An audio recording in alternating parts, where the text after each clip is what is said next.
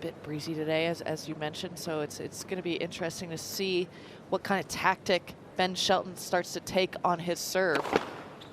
So we know he can bomb it, that's for sure. We've seen him get it in the 150s miles per hour. I'm not sure what that is in km, but he can really just rifle it.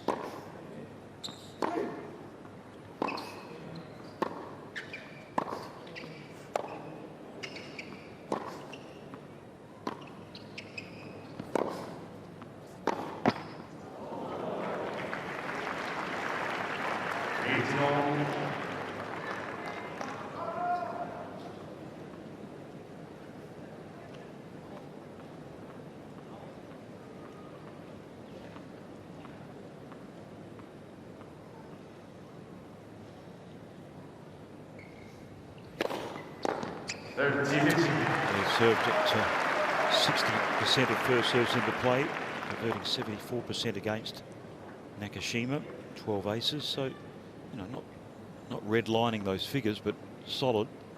Good start to the tournament after being bundled out early in Auckland. Touch, wow. I thought he'd pick up off the shoelaces, showing he's got the finesse with the brute strength.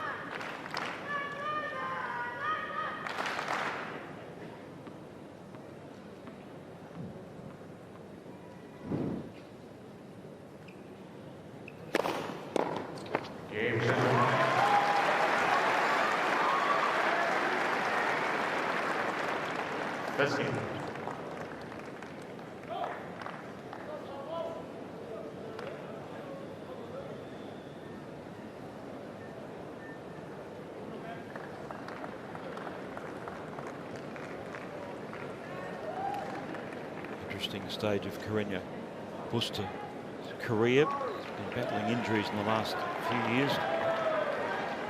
A top 100 player for a decade. Of course, has touched the top 10 in the world rankings. His coach there, Jose Antonio Sanchez de Luna, former top 300 player. Pablo Carreno Busta. There he is on the right. The green edges to his shirt.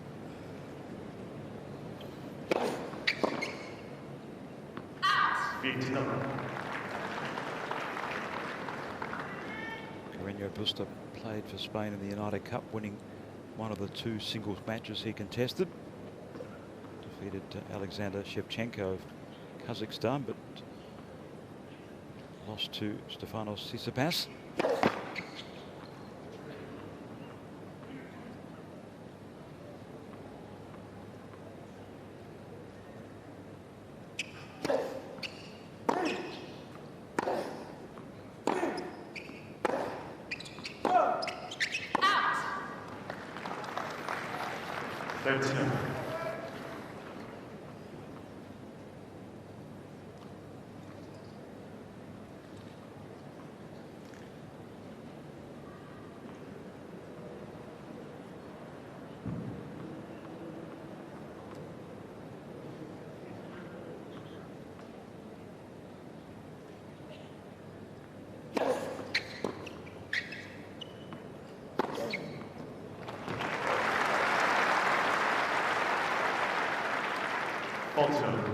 Sometimes when you see the seating next to Shelton's name, you forget that Correno Busta has also been at such a high level. He's a former top 10 player, so he definitely has the game, and he's definitely working his way up. So this is going to be a tight contest and someone that can match Shelton.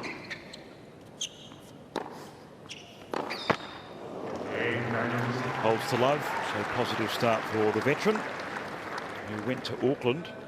Got a lucky loser's spot, but lost to Jakob Mensink in the first round. The same opponent that beat Ben Shelton, who had a bye in the first round at Auckland, and lost to Mensink in the second.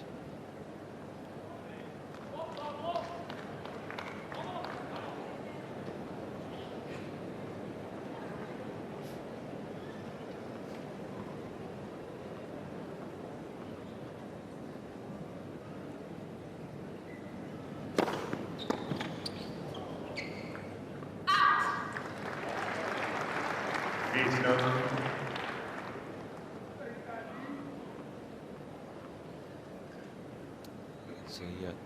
Ben Shelton checking that's the more difficult end to serve from. Closer to the riverside.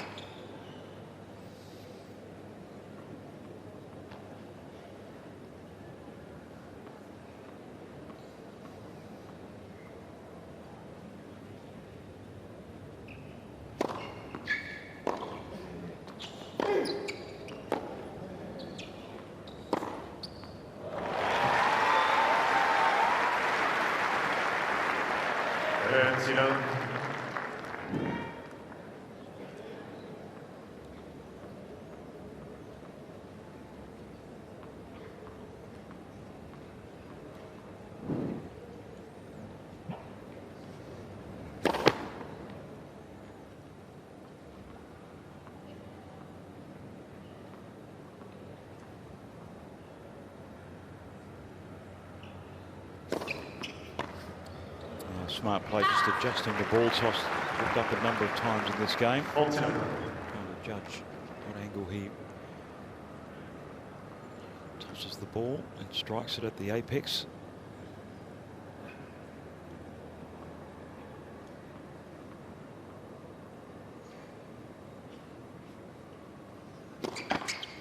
Left.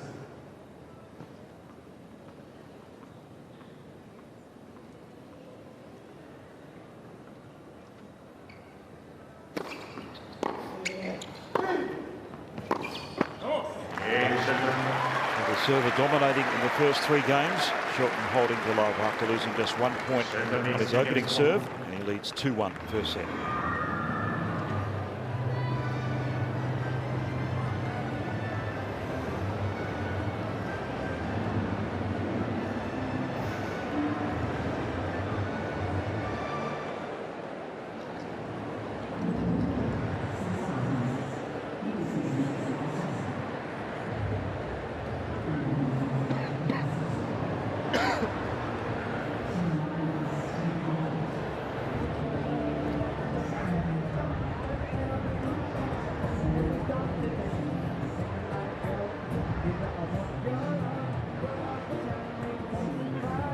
So much to do at Melbourne Park. Bit of paddle, some totem tennis. If you're a parent, the kids can be well entertained for the full day. If you love your tennis too, you can just wander around the ground past to see some terrific Grand Slam action.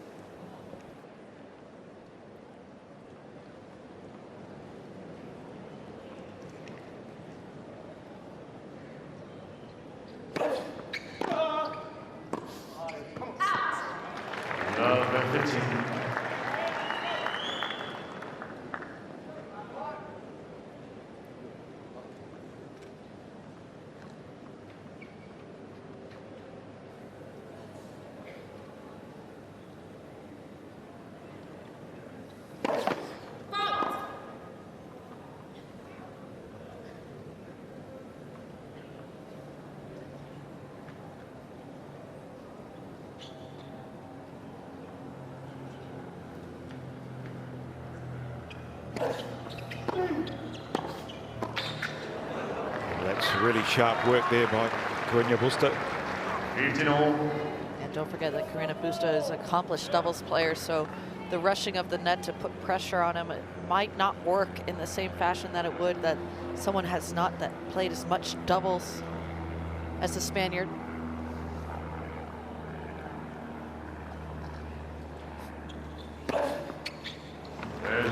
The right elbow injury that really kiboshed his 2023 and part of 2024. Began his season at Roland Garros last year and picked up a leg injury before Wimbledon. Didn't play on the grass in London.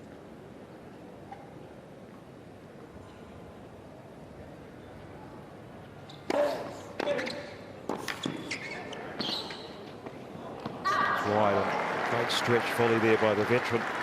So you can see why his ranking has dropped to 182 in the world. Had to battle all those issues past 18 months.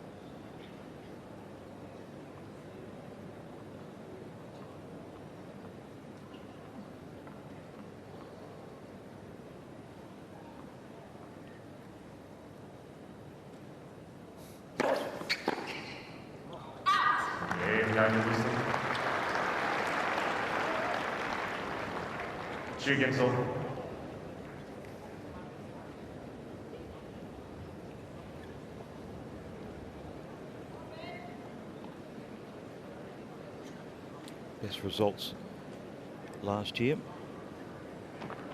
Semi-final was a wild card at the Winston-Salem event, lost to Alex Mickelson. Also reached the third round in Cincinnati at the 1000 event, lost to Alexander Zverev. So didn't play a lot of tennis in 2024, did Correno Busta.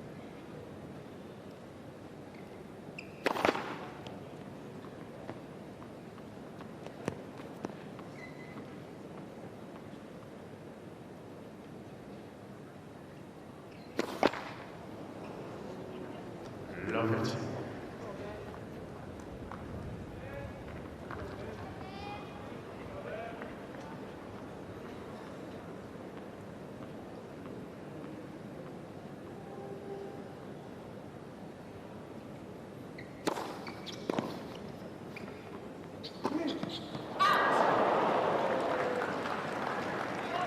That's some of the wayward misses that we've seen in the last year or two from Ben Shelton that he's definitely knuckled down on, but it still happens from time to time. It's very much, it seems like he has too many options. And so much about tennis is just good decision making. Go with your first choice, first instinct.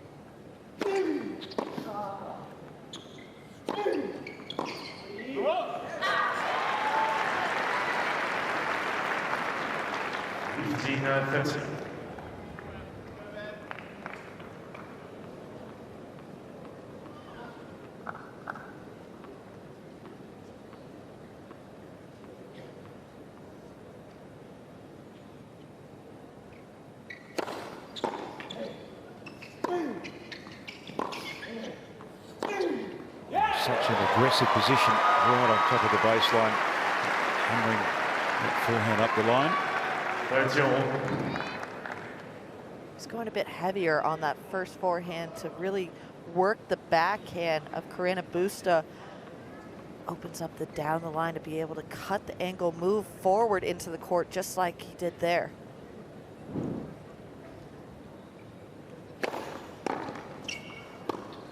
Yeah, good reaction here by Ben Shelton.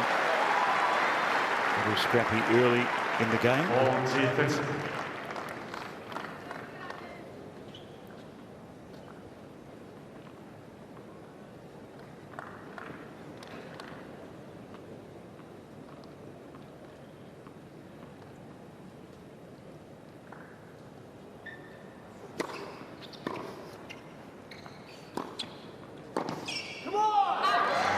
There you go.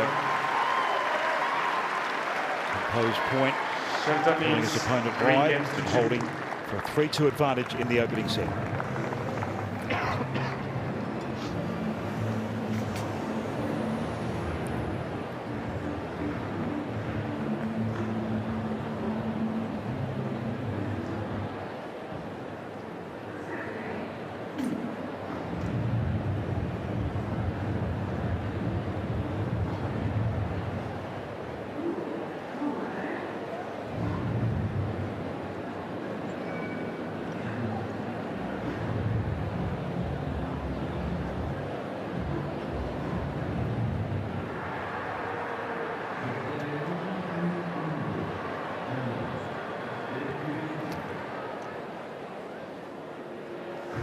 Hovering above Melbourne Park, seeing all the magnificent stadium courts.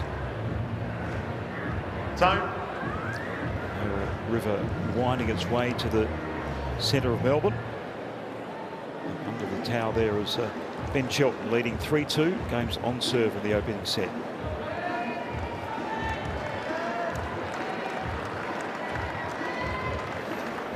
guy was there at the Tommy Paul match last night. Didn't get much sleep, did he? Is he sleeping? Maybe they put a cot out here for him here. He's just running on adrenaline and espresso martinis. Who knows? Quite possibly.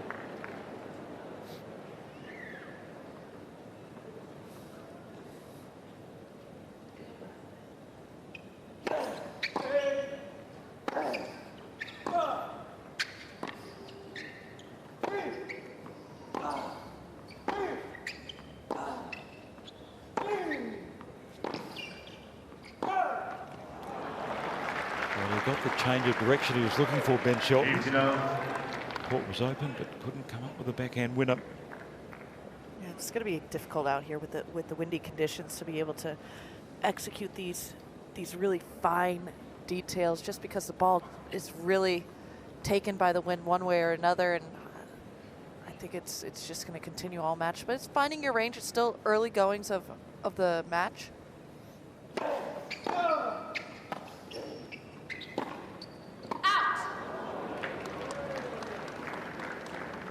30.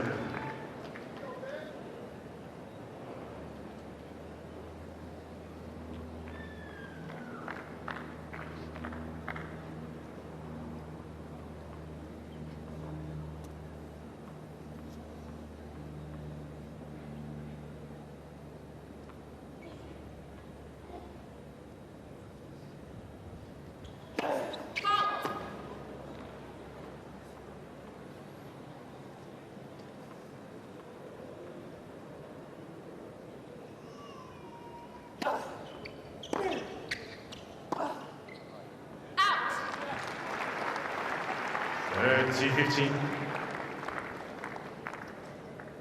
And just in the same regard, Correno Busta, he definitely loves to get into these extended rallies, and that's going to be difficult for him to find his rhythm quickly. That's with the conditions, and on top of that, Ben Shelton's game, the way he can really take the racket out of your hands.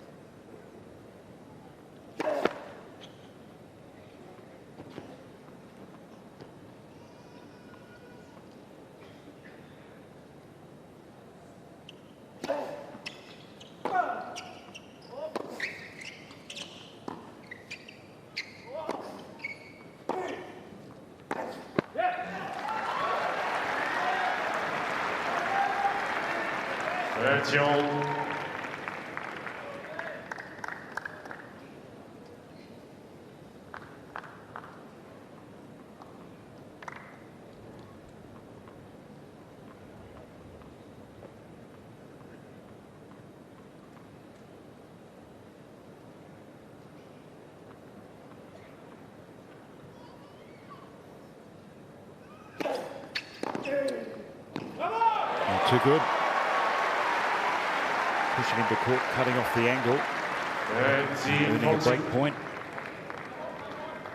Shelton has given a lot of different looks on his returns. He's taken a couple steps back here or there to give himself time with the win, but that one taking the gamble of timing the ball perfectly really makes the server have to think, oh, okay, where is he going to stand this time? What is he going to do?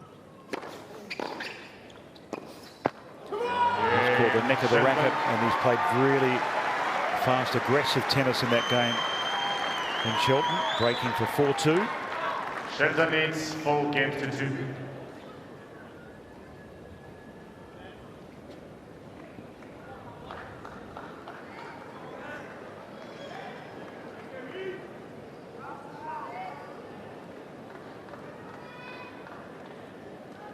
On the second of his 2 ATP titles last year on clay, the US Clay Court Championships, beating Francis Tiafoe in the final.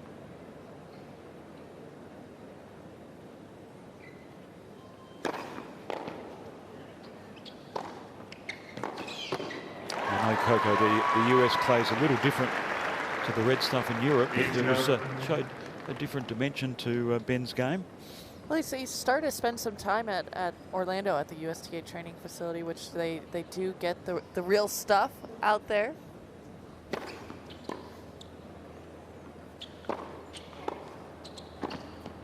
saw a lot of the American men at the women's Billie Jean King Cup match because they were training and prepping for the European swing. But I also think because this is his second year on tour, sorry, last year was his second year on tour, that he felt more comfortable being at all these new destinations, that it didn't feel so green out there.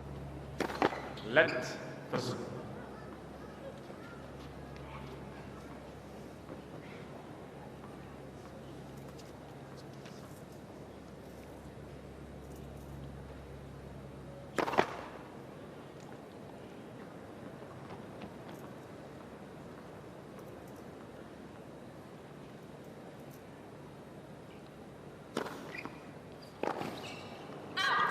Goodness, that kick serve, that second serve is really jumping. Correno Busta having to retreat backwards to catch up to the spin and the bounce of the ball. Just imagine as the tournament goes on, it gets warmer, that serve is even going to be jumping more. Yeah, solid couple of games. He's really pumped up now, Ben Shelton. Confirming the break with a hold and a 5-2 lead. 22 minutes.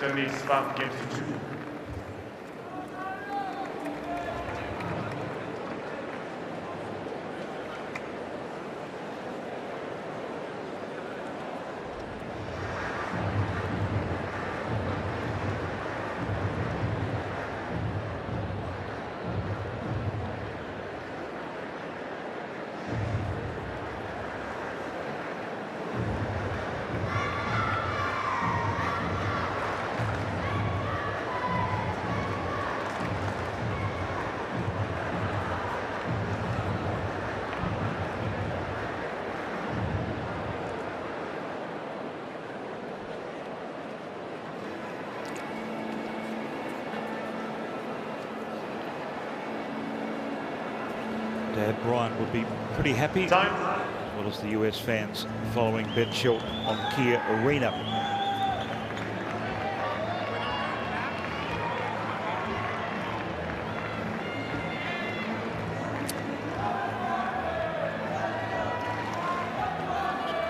Coaching allowed just behind Ben Shelton there as his new fitness coach.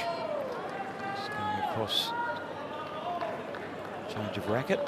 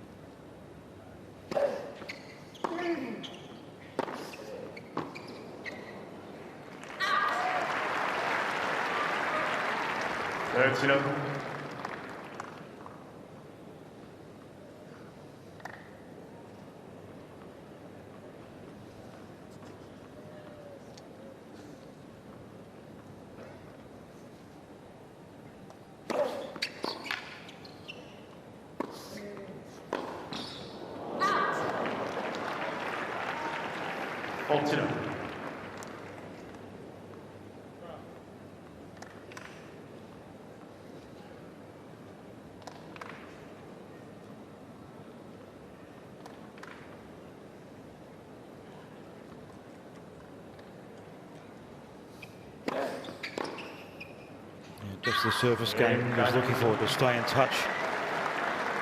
The rampant Ben Shelton, but holding to love. There's his coach on the right, Jose Antonio Sanchez de Luna, Spain's United Cup coach as well. Is that David Ferrer? Also, the Davis Cup captain, right? Is he now? Yep. Got my stuff every once in a while.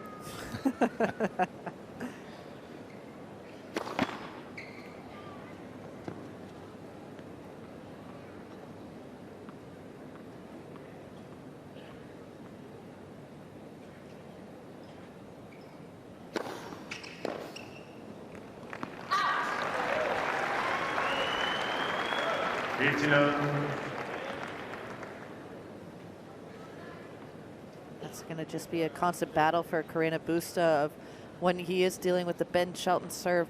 How do I handle it? Do I move back and let the spin kind of take me, or do I stand up close and really try to time it and take the ball on?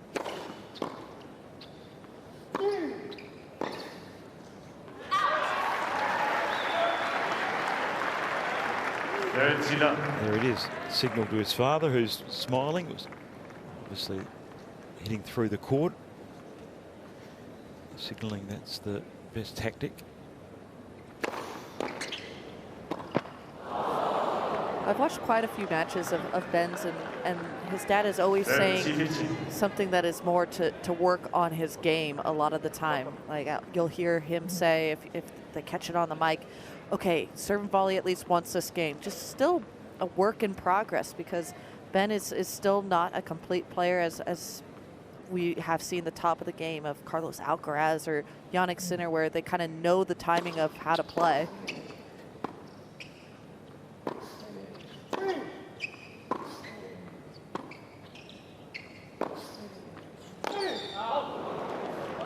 Or almost when to do what. Okay, you have the scoreline pressure, you're serving for the set, you're up 30-love. All right, go ahead, bomb that serve, 150. That's all good, but now it's 30-15. Don't be a showboat, just do the solid play. Slide that serve out wide, serve and volley, take that ball out of the air to take time away from the returner.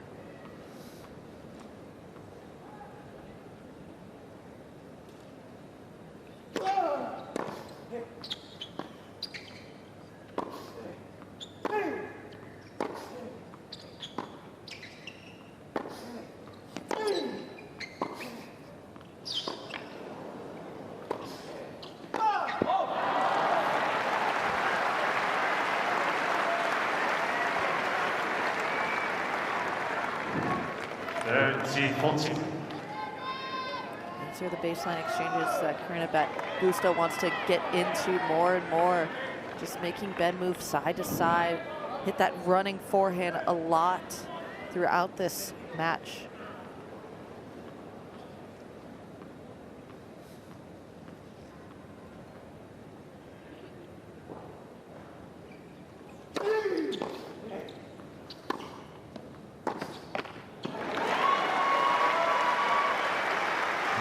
Aggression, so great point there by Ben Shelton.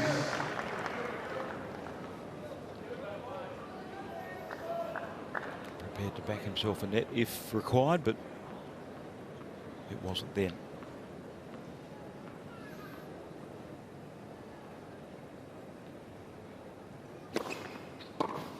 Come on! Advantage, Shelton.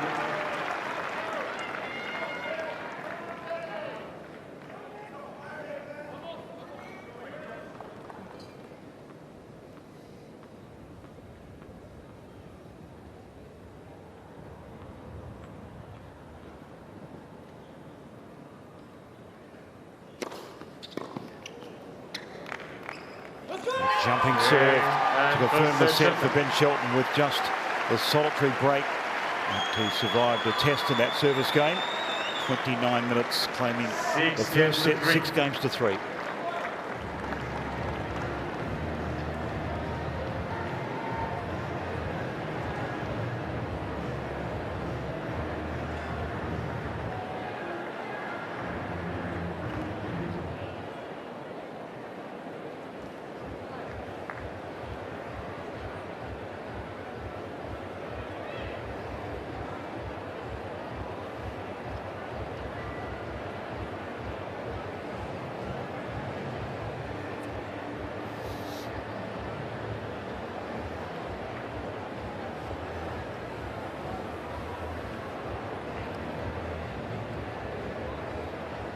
Bit of the numbers from the first set, 79% first serves from Correno Busta, but Ben not far behind. So both of these men are definitely using a lot more spin on the ball. And we know that Ben Shelton's going to have a high first serve win percentage, but what I'm more impressed with is his second serve points won. 67%. That means that ball is jumping, and Correno Busta hasn't quite figured out how he's going to return that serve.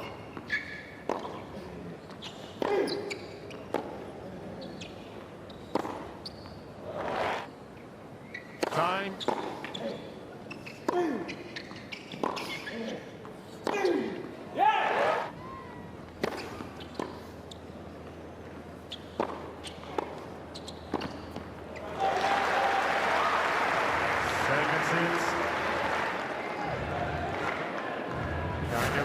So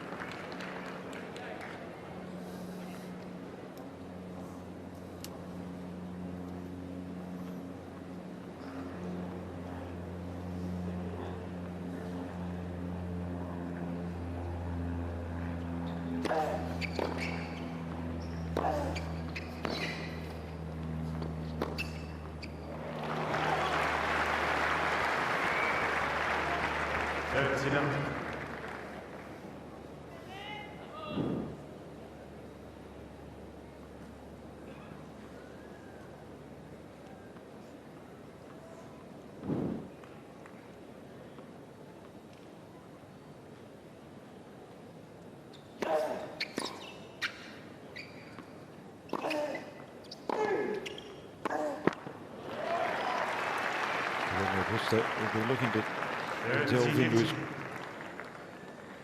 long history in Grand Slam tennis. Of course, his zenith coming at the US Open. The year I think you made 2 semi-finals, Coco. 2017 he made his first, lost to Kevin Anderson, and 2020 in that eerie COVID US Open, losing to Alexander Zverev.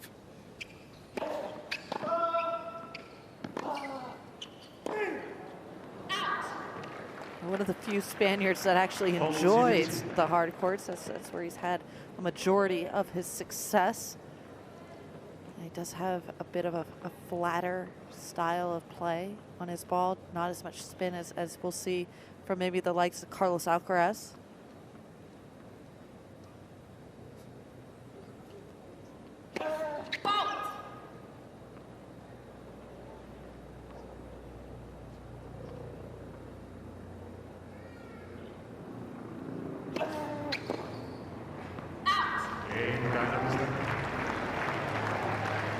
First game, second.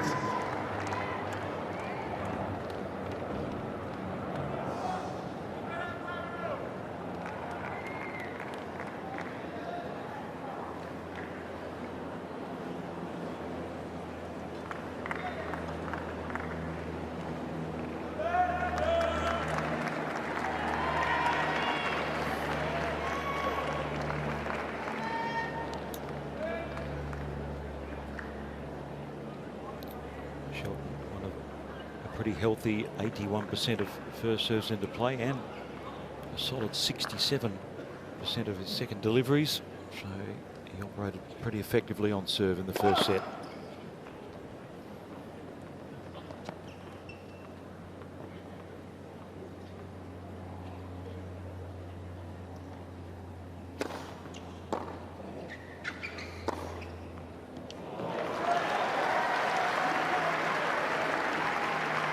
That's some big hitting from Ben Shelton. Correno Busta deciding to stay back on that return of serve, but that just leaves the just picking off the ball from Ben Shelton.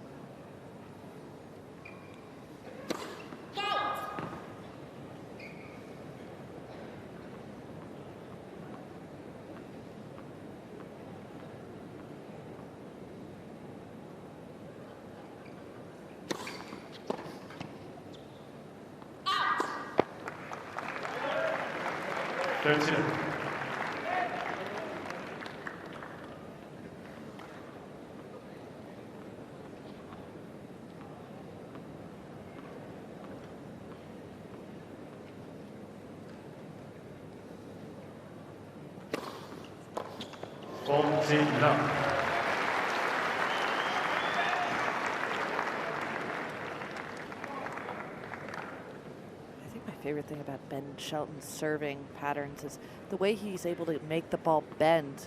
He does hit his spots, but how the ball moves after it hits the court is really the key factor.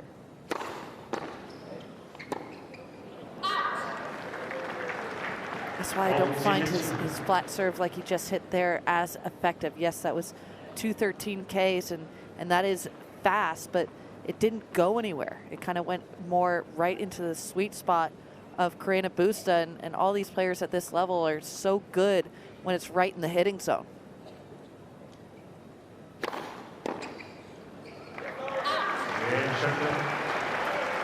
That cranked down at 214 Ks and 1-all in the second set.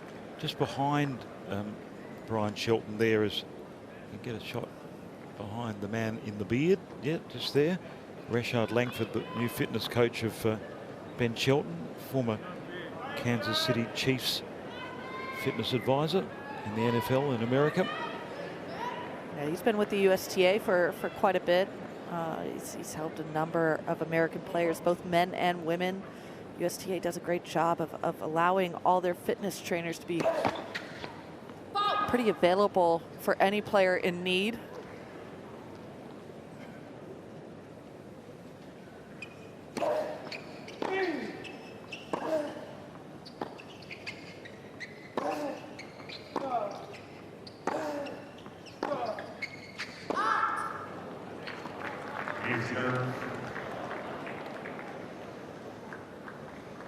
To me, it's not so much about Ben Shelton's fitness. It's more that he's still a young man and developing. He's got to make sure he's finding that fine line of not putting on too much muscle and making sure that he's still limber enough, making sure that the workload is at the right level.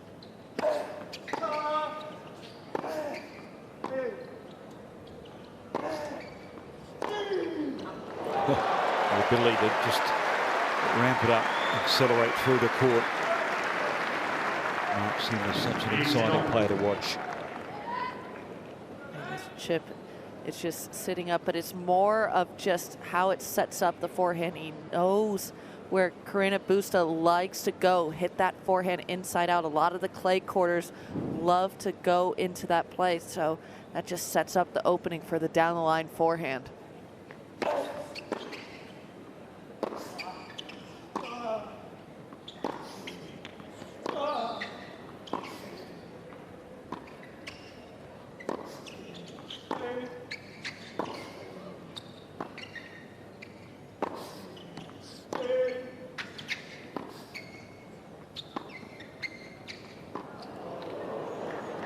Long, patient rally there by Ben Shelton. I don't think Correno Busta did enough with an early short ball to be ruining that opportunity.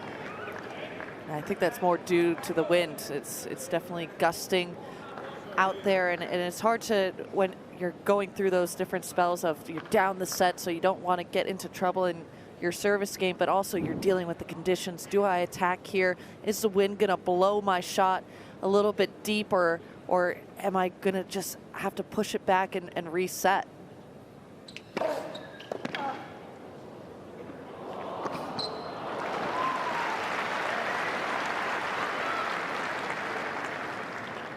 I always found in the wind, it's always about just first shot mentality. Just managing these first couple of shots. You don't want to play yourself out of any sort of situation.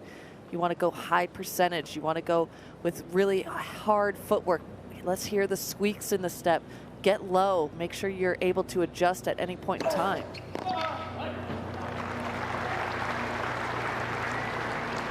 You start second guessing your shot selection. That's when you can play yourself out of a service game or even a set altogether, especially when you have someone on the other side of the court like Shelton who can just hit 4 aces and walk to his bench.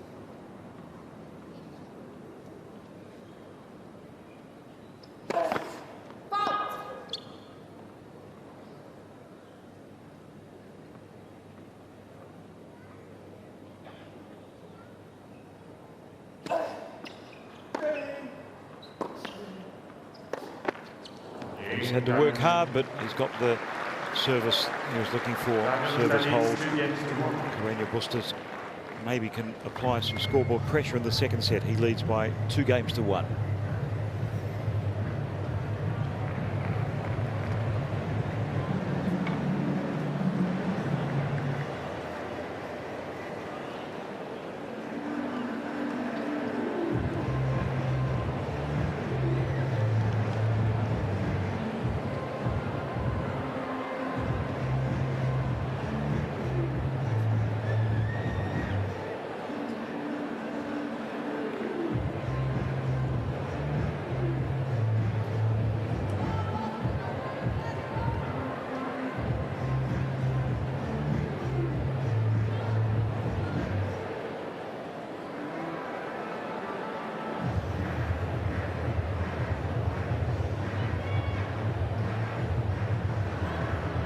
Time.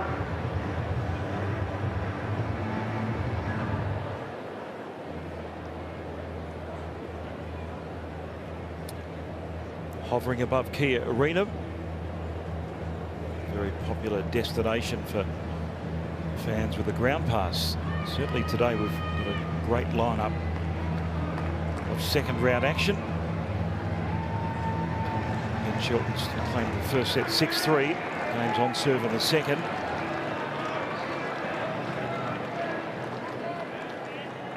Playing one of the craftiest players on the ATP Tour, and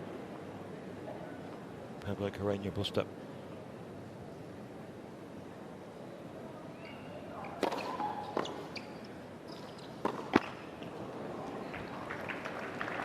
Number 15.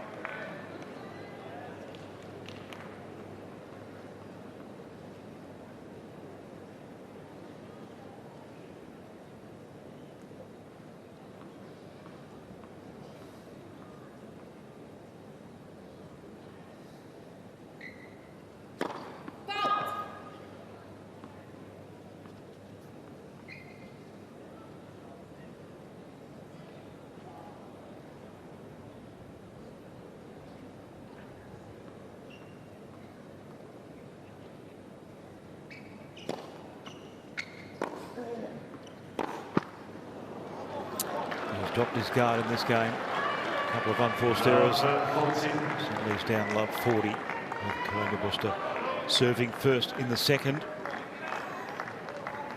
Real opportunity now for the veteran.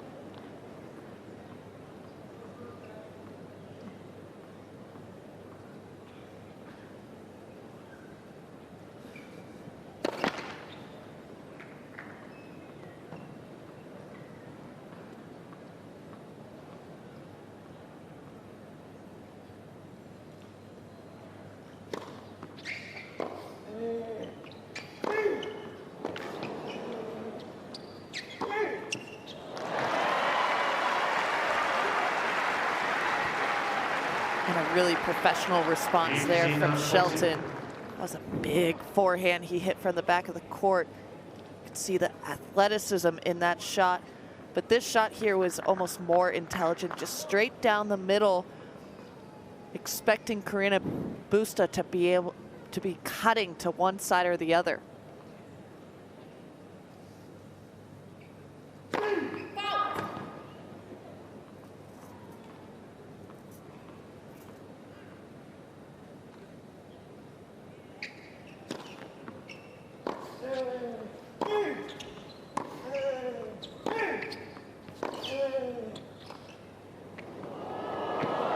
The spin, the combination of brute power and then the finesse and the timing and awareness to play the shot when it mattered. as you can see, just look at the disguise on this. He takes it back, the same look that he would have on his forehand, and just the rotations on the ball. It's just a nasty feel right there.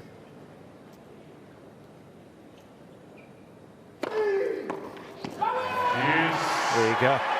Saving 3 break points with a variety of different shot making, which is probably the most pleasing aspect. You see the percentage of first serve points won just dropping a slight little bit in this second set, but still a very high percentage of first serves in.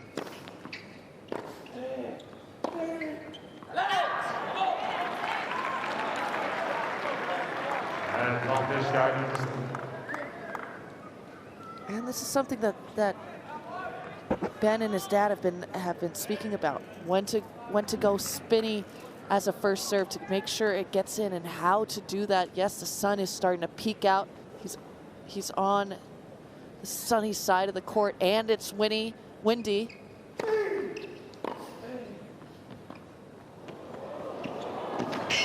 Done it again.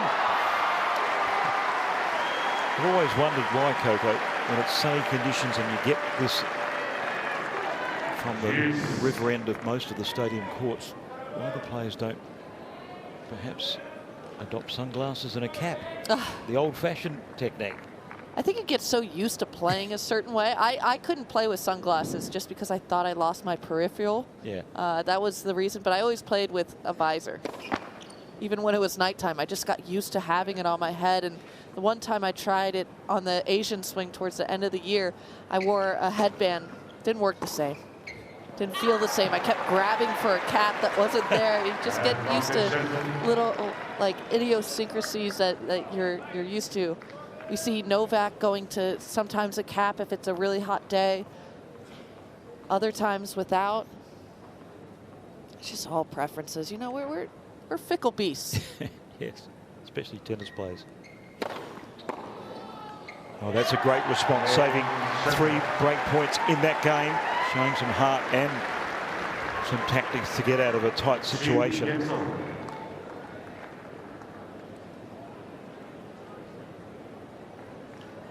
Still looking up at the sun. That's not going to change. Ben, it's going to be up there when you look next.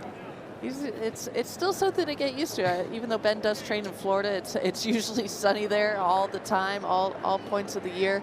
It's a different type of sun here in Melbourne. It's definitely a lot brighter. It's more of a glare than anything, and with the clouds going in and out, you're going to have to deal with the conditions every now and then, but not all the time. But it's managing, maybe you change your toss position or something.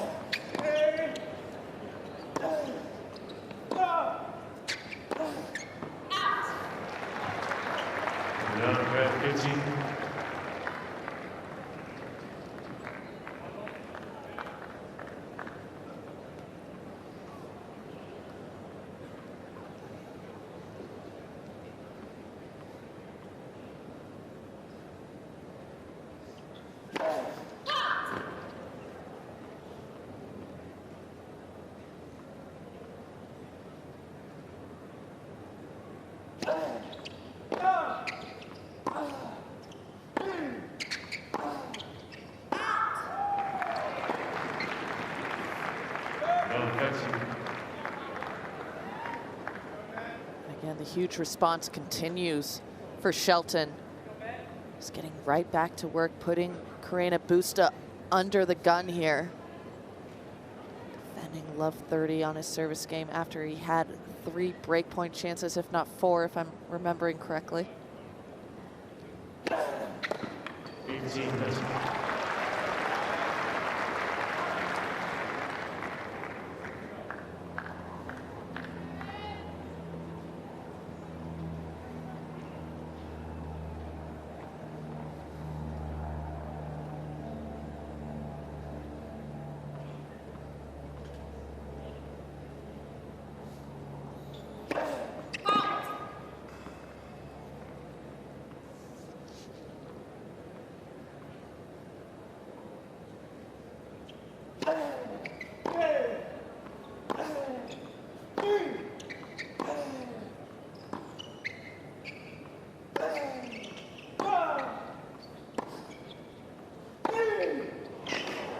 that's impressive. The use of slice just to change the tempo of that rally and finishing it off, giving himself room and just hammering the forehand to earn a couple of break points.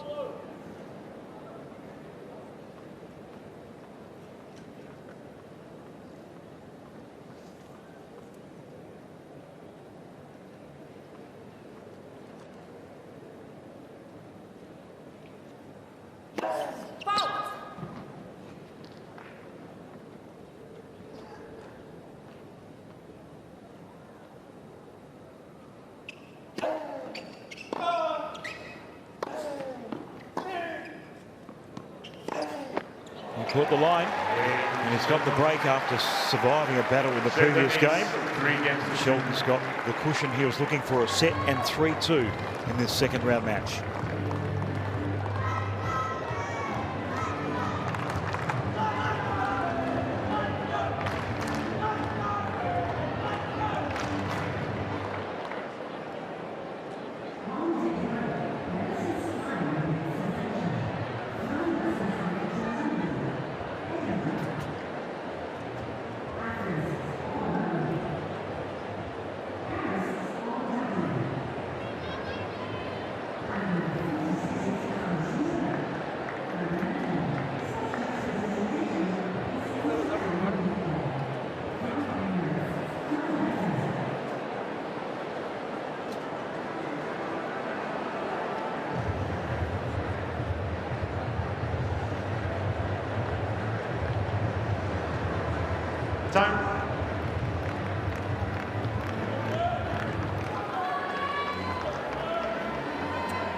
His box office is Ben Shelton, and the fans have got plenty of choices on day 5. A lot better weather conditions than we faced yesterday. We saw all of Melbourne's typical unpredictability with the weather.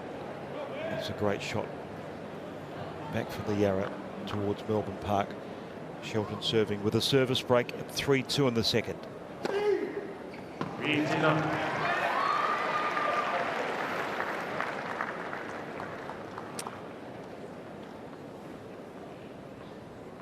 Kept that first serve percentage up to a healthy 72%. Now warming up with the ace count.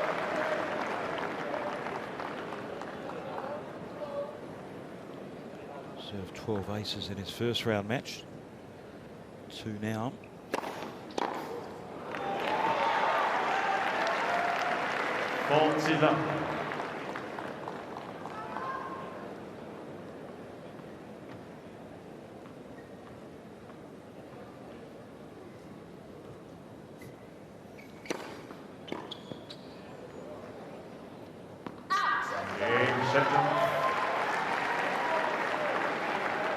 Contrast to the previous service game where he had to push away 4 break points, serves and holds to love. That was a complete cruise control type of game right there.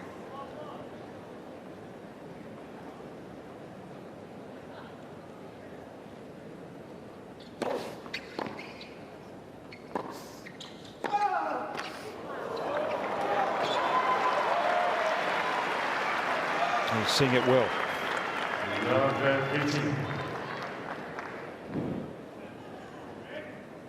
His forehand was absolutely blistering from Ben. Getting it down low. Always ready for that next ball.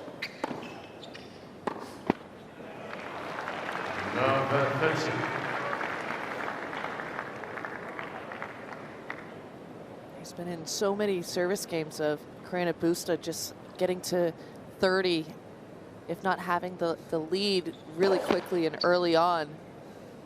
That puts all sorts of extra added pressure because Ben's holding serve so easily.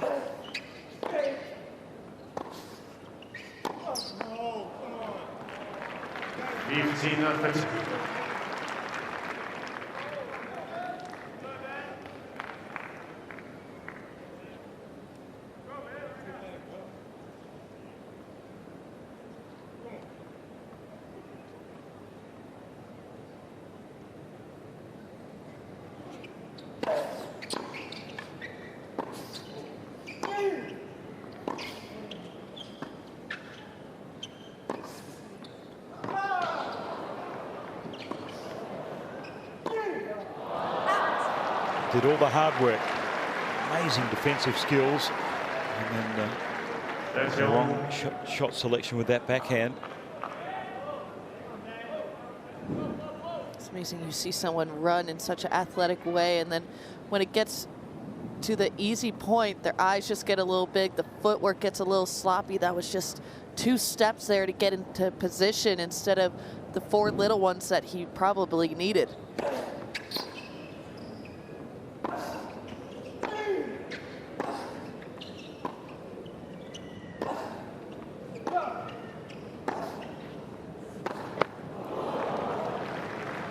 Another nice lighting up moment there for Ben Shelton.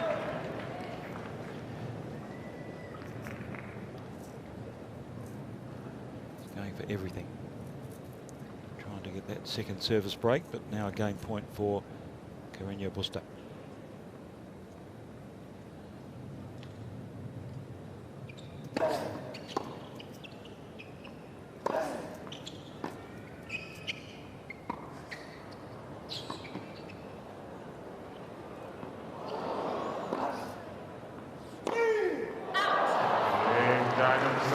Temptation too much. Forehand missed. And Busta, after a struggle, holds, but it's Shelton with a set and a service break lead.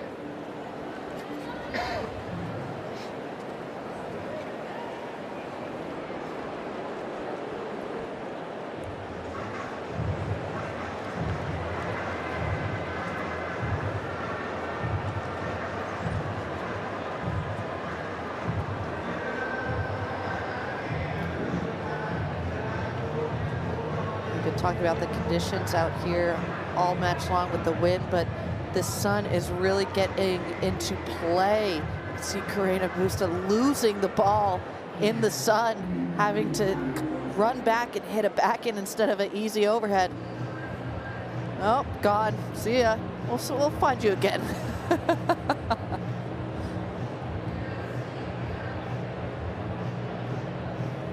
Time.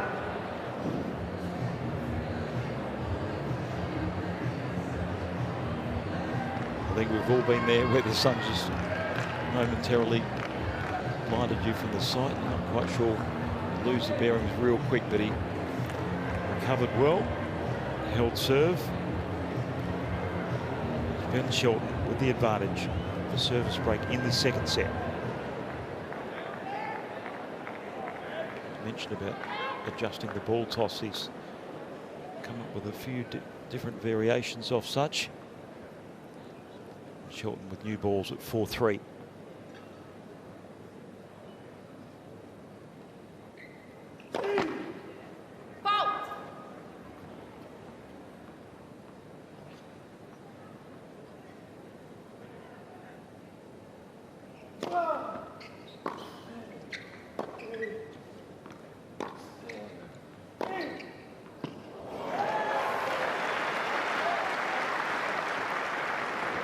That was a fair bit of margin on that violent topspin to bring it back into court.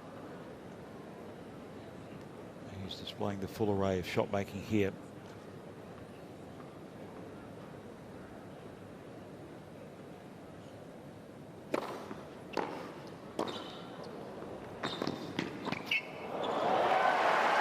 Pretty neat and tidy at net as well. Yeah, that's the attributes that college tennis has given Ben Shelton. When you play college tennis, not only do you have to play singles, but you also have to play doubles matches that count. And that's made Ben very competent around the net, knowing where to stand and where to cover based off of his approach shots. Faulted up.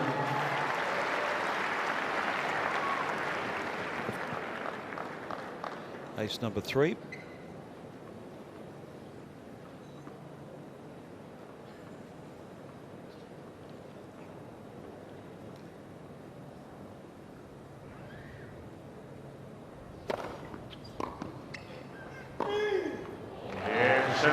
Hammering away, holding to love.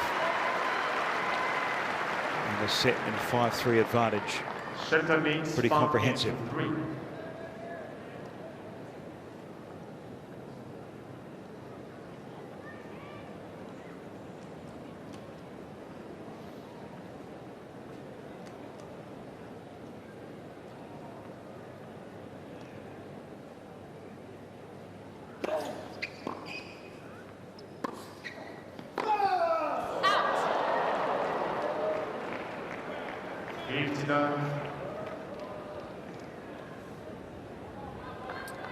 You would expect his unfirst error count to be a little higher than Correno Busta, who's a more steady influence on court. 21 unforced errors off the racket of Shelton.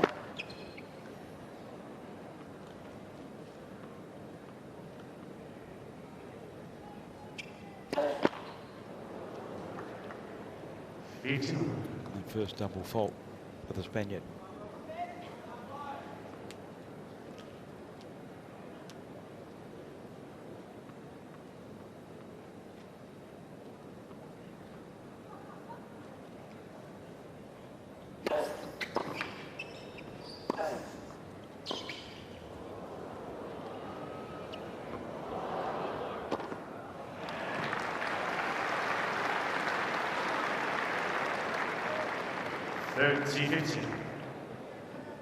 Could have sent an email when the ball was in the air. It was there for a while, Coco, wasn't it? Not even an email, just send up a straight fax. That'll take longer. Come on. Little dial-up internet. I remember those days. Oh, spectacular. One step in. And that was in the hitting zone for Ben Shelton. That body weight just holding still at contact point. It's not much movement.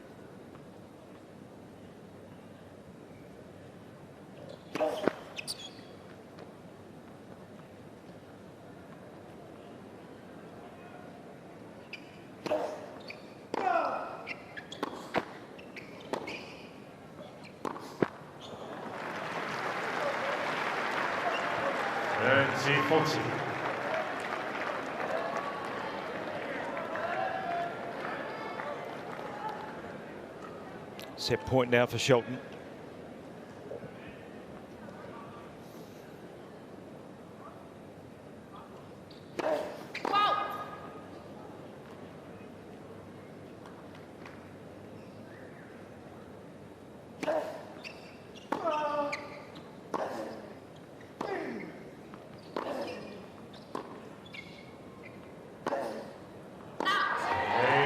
Great change of direction to open up the court, drawing the error. And certainly Ben Shelton has rattled the cage of Correno Busta with a 2-sets-to-love advantage.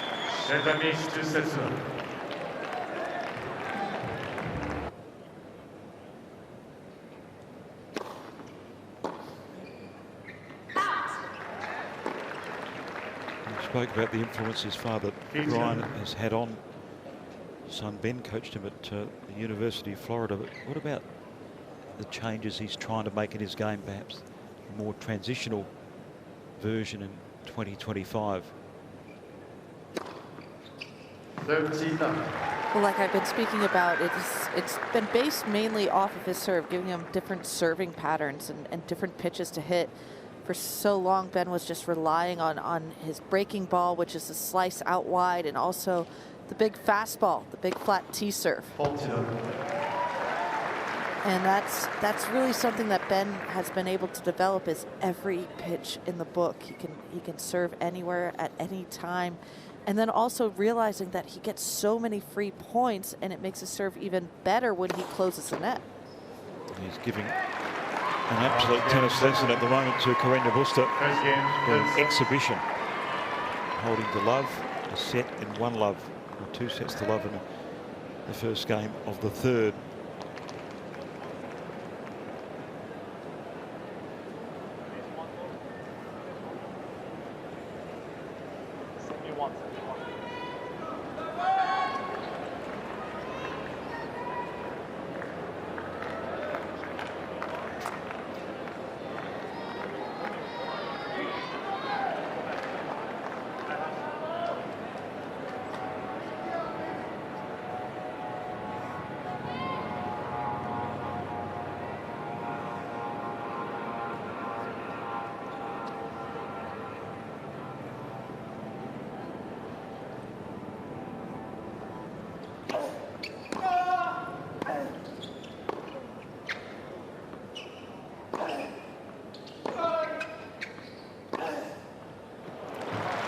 threading the needle there. And for Correno Busta, you've been outplayed, Coco. You've been near the top of the men's game in the top 10 Grand Slam semi-finalists. What do you do to try to arrest the situation? Well, first and foremost, it's trying to hold serve. That's going to be the first priority.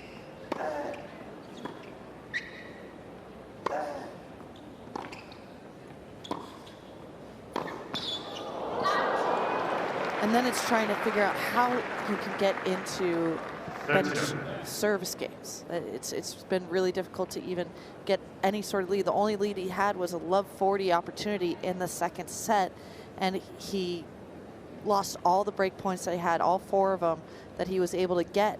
But you got to think of new ways, new patterns, new looks to give Ben when he is serving. I think he's coughed up a couple of unforced errors, been a bit lazy in his footwork out here.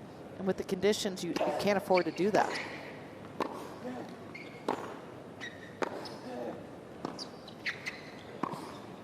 Well, that's perfect. A couple of net rushes and converting some attacking points for 40 love.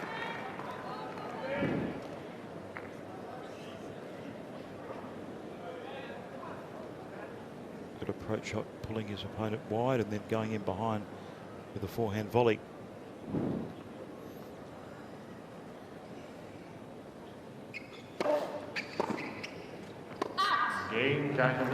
Holding to love, just the game he was looking for. Before the game, he was in a pretty animated discussion with his coach, Jose De Luna.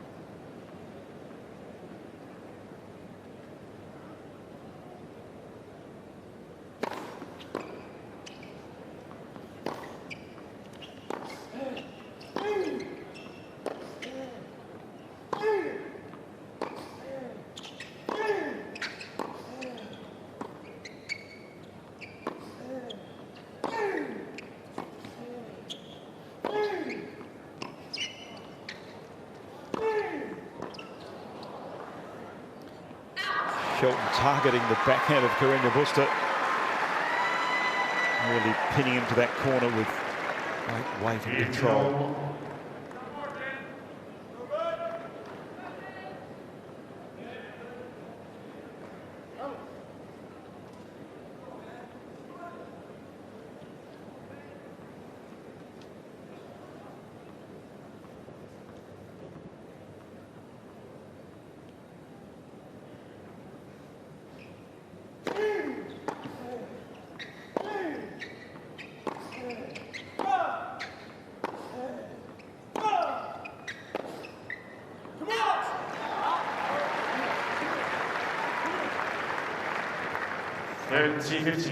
Again, that to me is just lazy footwork from Correno Busta. That those balls are just simple up the middle balls. Those are rally balls, and that's a shot that you shouldn't miss at a player at a high caliber level.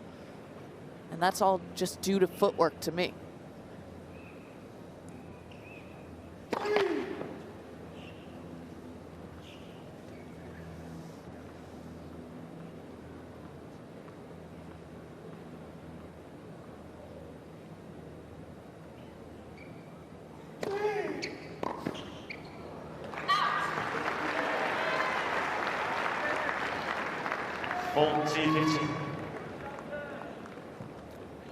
Second serve point conversion is pretty impressive. 80% of second serve points converted for the match by Ben Shelton.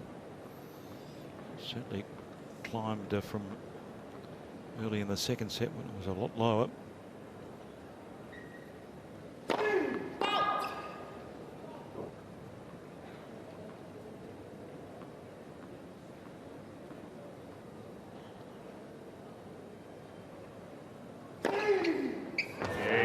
that helps. The percentage, 198, second serve ace. First of the match, and 2-1. Shelton's lead, third set.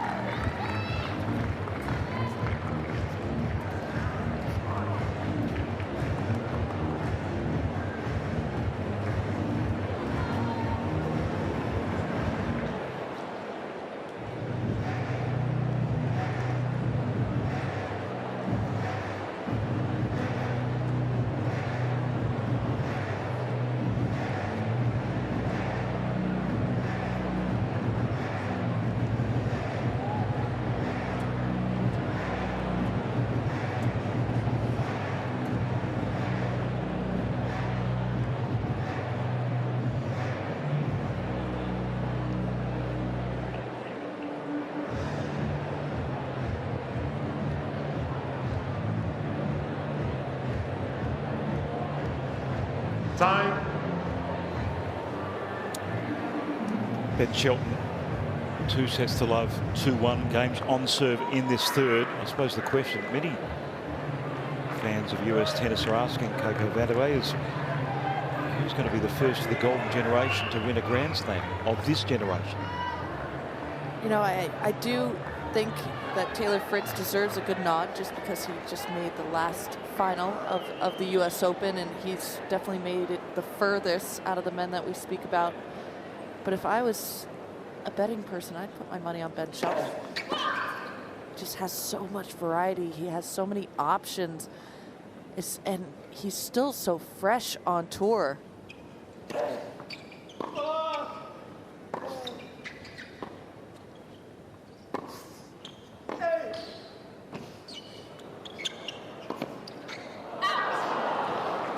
Just get a little bit bigger from the back of the court, I think he would definitely have a better shot, and I think that's his biggest problem right now is when he does get in these baseline rallies. Yes, he's athletic enough to get a ball back, and yes, he can slap at a forehand to hit a winner, but his rally ball is just a bit too soft in my opinion. He doesn't get it heavy enough, and he doesn't get it deep enough.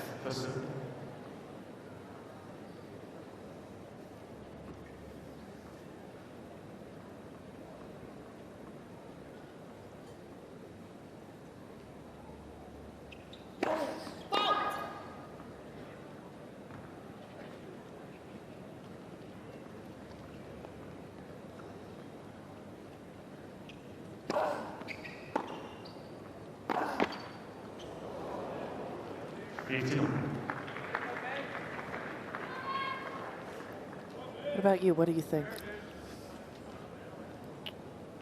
I think Tommy Paul has to be in the conversation, but I would tend to agree. I think Ben Shelton's got the X factor and maybe a half a gear more than the names that you've mentioned. How about that? And that acceleration of the racket to provide that type of power and threat cross court.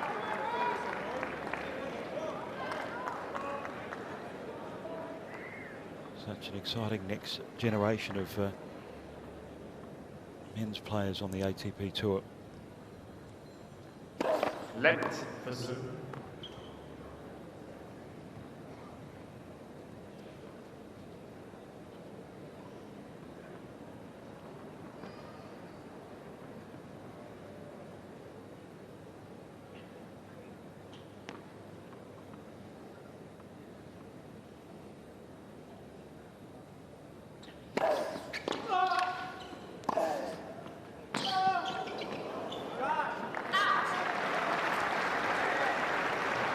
In that point there, what sort of quality Correno Busta needs to deliver to win a point off Ben Shelton?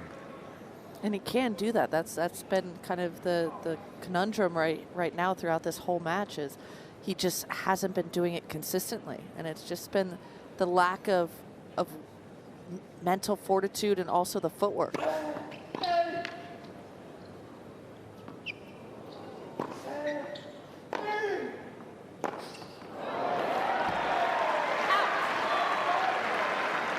He's letting a lot of these shots play him, and you can really challenge a ball as a player, especially someone that has a different kind of spin, which a left-hander does. The ball is moving into you in a very different way than a right-hander's ball would, and that shot is a perfect example right there of letting the ball play you. It's a jumping forehand that you just shank.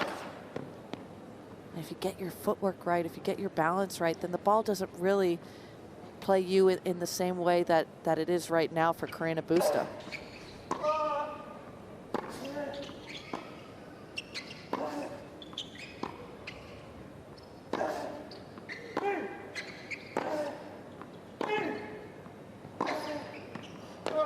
Yeah, that's really smart. Starting from the second serve into the body, not giving Shelton the width to swing. Little snapshot of how smart a player Correno Busta can be. So pivotal game for him.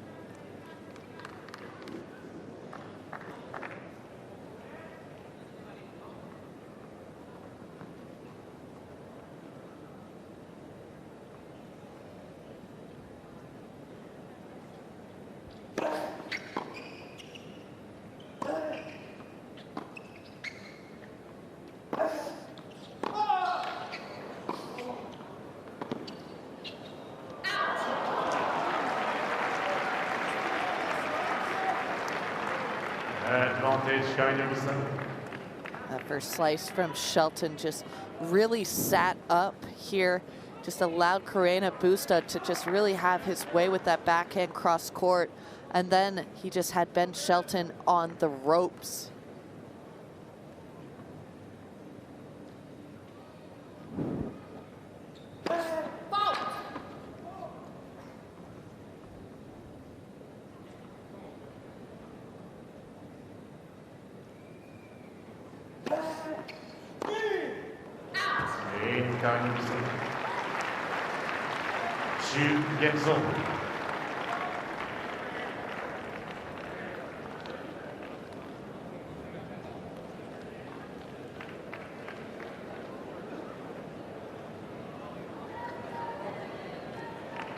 At the moment, Correno Busta just staying with Shelton.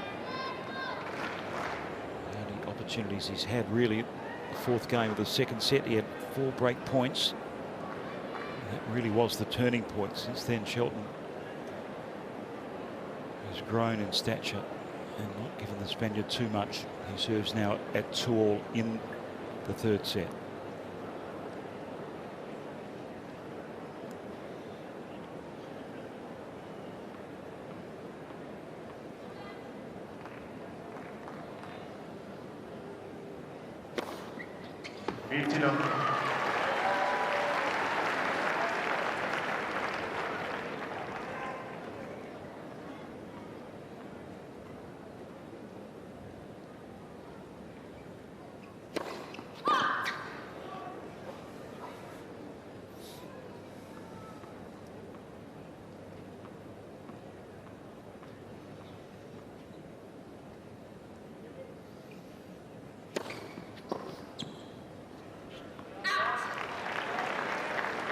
Third silo.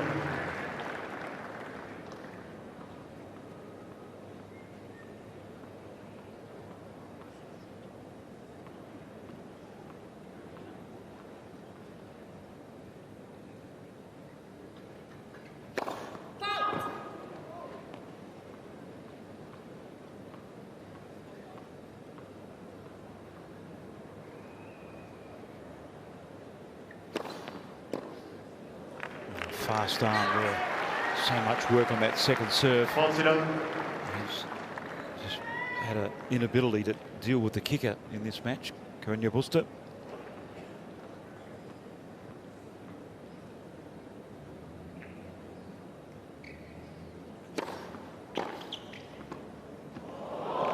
Oh, that's filthy. That is arrogant. Amazing drop shot there by Ben Shelton. Shelton leads 3 games to 2. So 3-2 advantage, third set.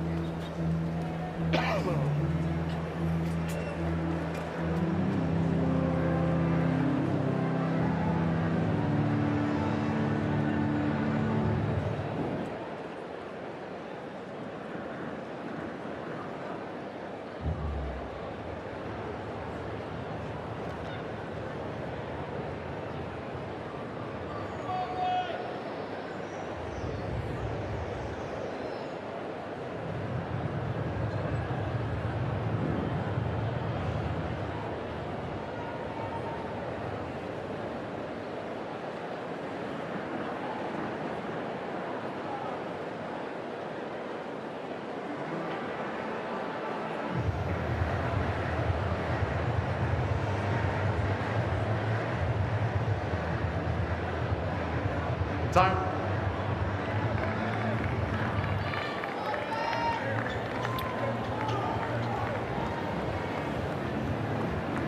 It's day 5 at AO 2025. And we're up to the men's singles second round action at Cain Arena.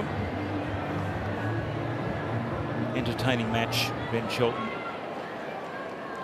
has been front and centre in setting the tempo, leading by 2 sets to love. Games on serve in the third.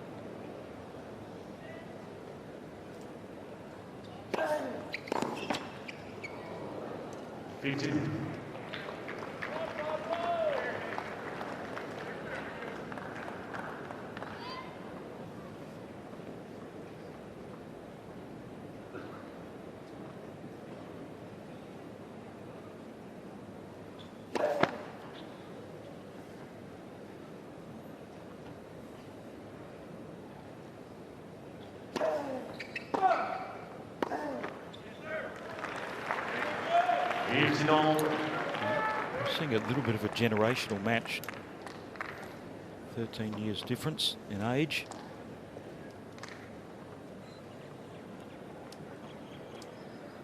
I suppose when players get to their towards 33, 35-year-old mark.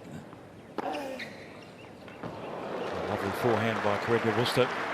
Always question, do service, Coco, about whether the feet are working as well as they did, and whether the will is still there.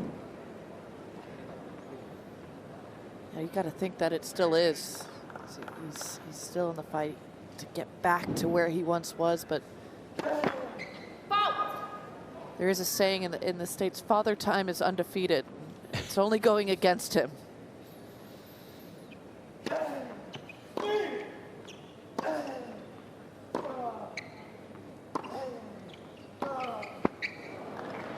Yeah, the stats look pretty good for Father Time.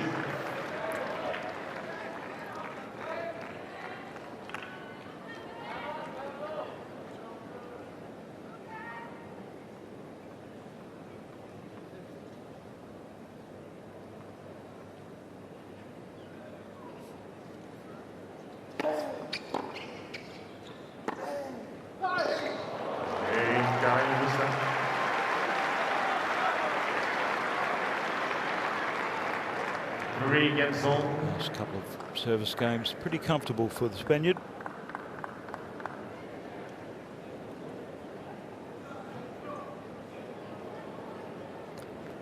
And it's finding a way to ruffle Shelton's feathers when returning serve. That's been the challenge for Pablo Carreno Busta.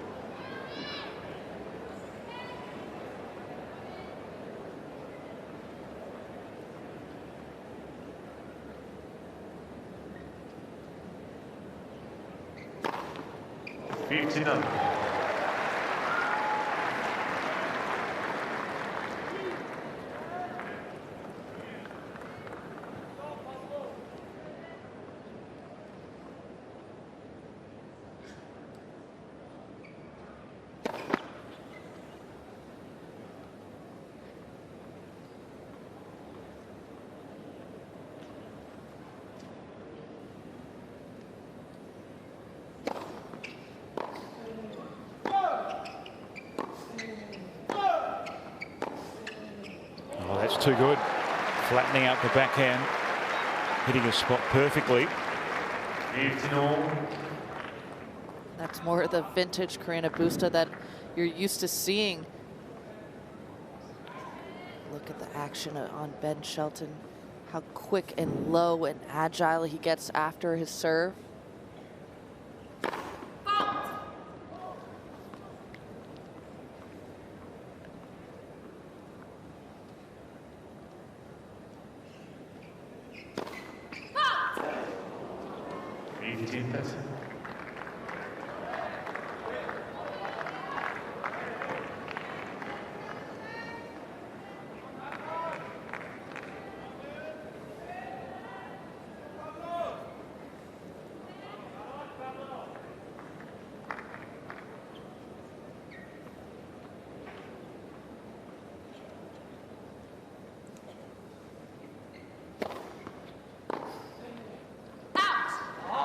2-0.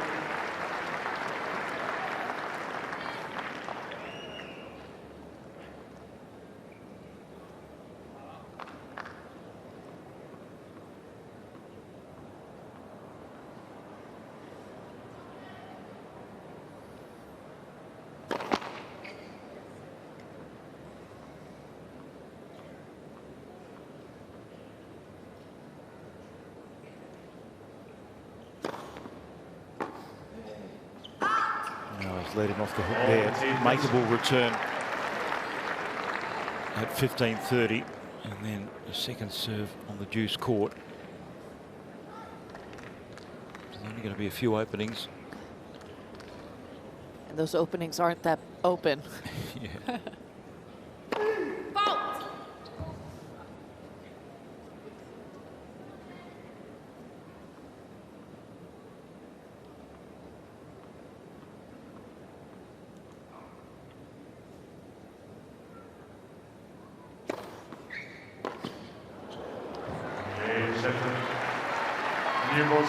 Shelton marches forward.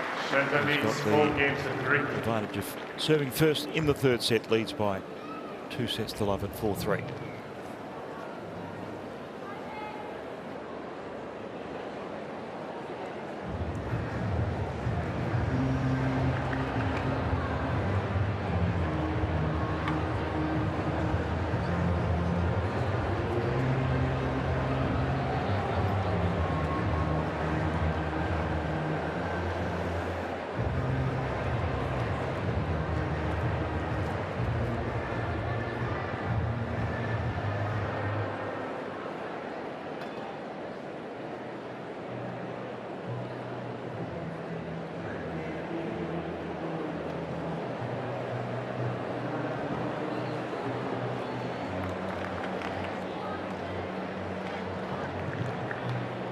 Time. Ben Shelton first out of his chair, across to his team for a little chat. Father Brian off his seat, sensing this could be the opportunity to push ahead for a straight sets victory.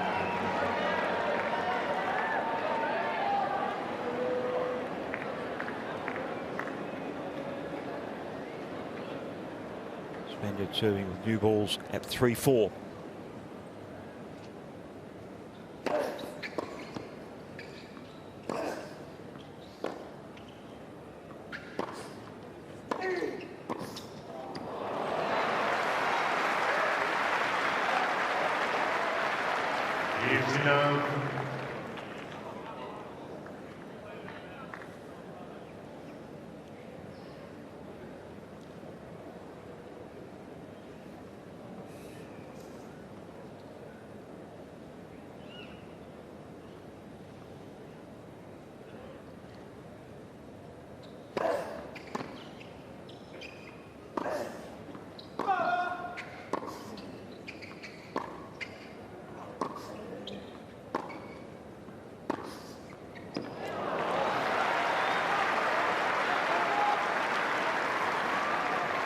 When he's been prepared to flatten out that forehand, he's gained good traction, Correno Busta.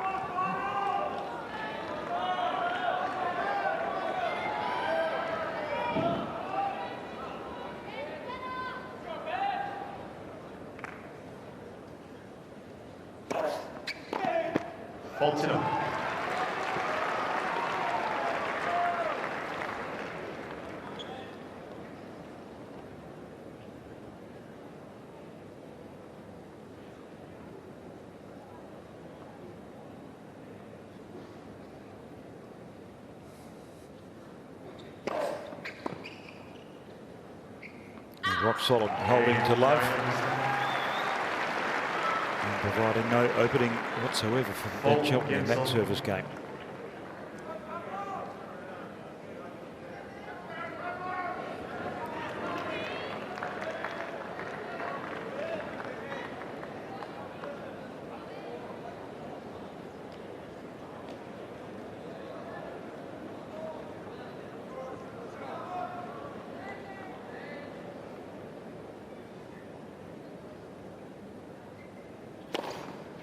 15 up.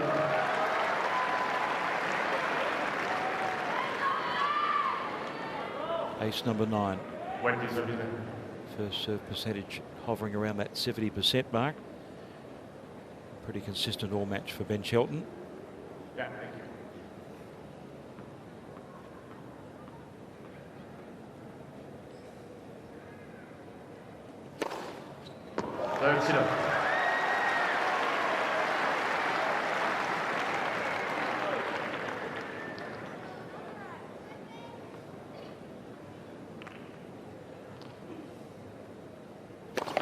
Left for serve.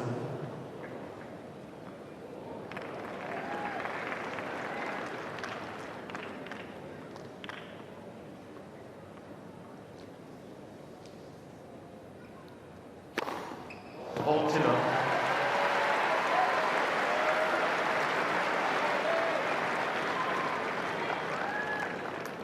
He's been at 222 kilometres. So served within himself at times and shown some good variety.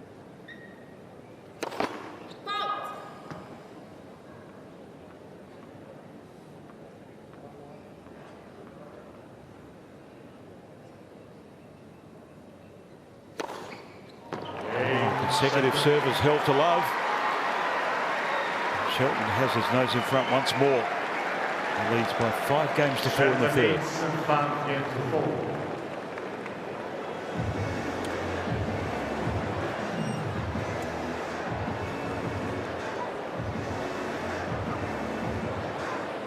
I don't know how you defend that. Big serving from Ben, and then let's throw in 2 first serves. I missed that first serve at 40 love. Well, I'll just hit another one. That's confidence.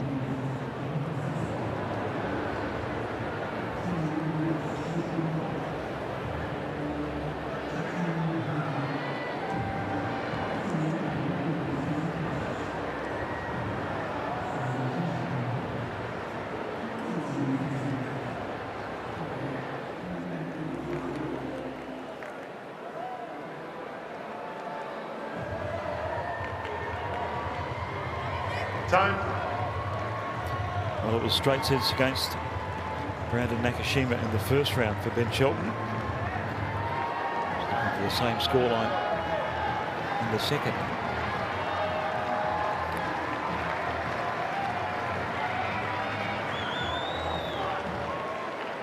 Correno Busta serving to stay in the AO of 2025.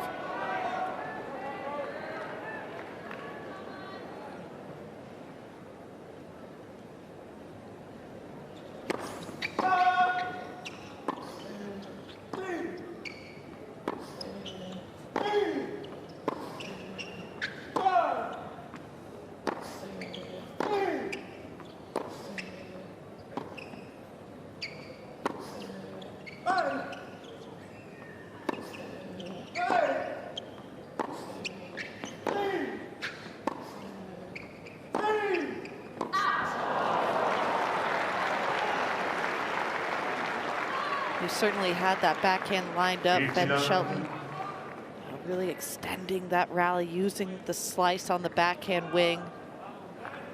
Well deserved, just missed the execution.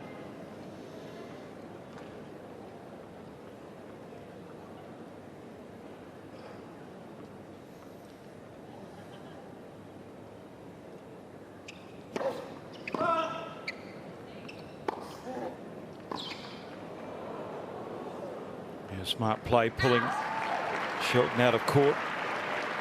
Serving, of course, to stay in the match. Correno Busta.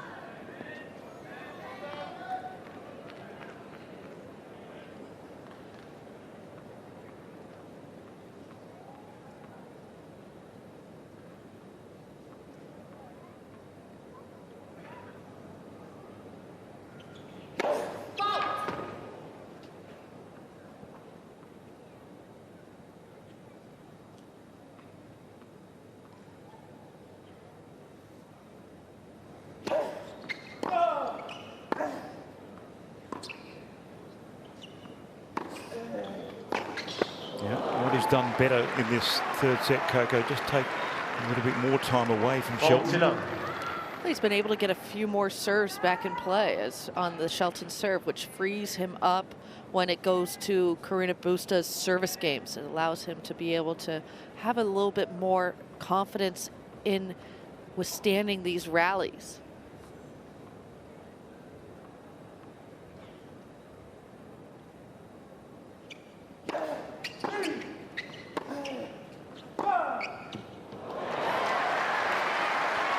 Short arm jab and backhand rip cross court. Fault 15. And Ben's hugging that baseline pretty well on the ground stroke rallies. It's just how well he can get on top of that backhand, especially. He's been going to the slice a lot. That slice has been just hanging up in the air, allowing Correno Busta to just stay on the offensive. It's not been really a threat. Was measuring the forehand open court. So the serve has dominated in this third set. 5 games on.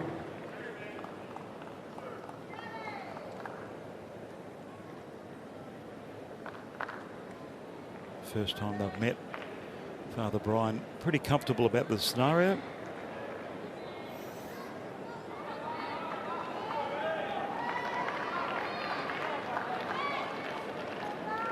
Shelton serving from a more difficult end where the sun has been a little bit of a factor.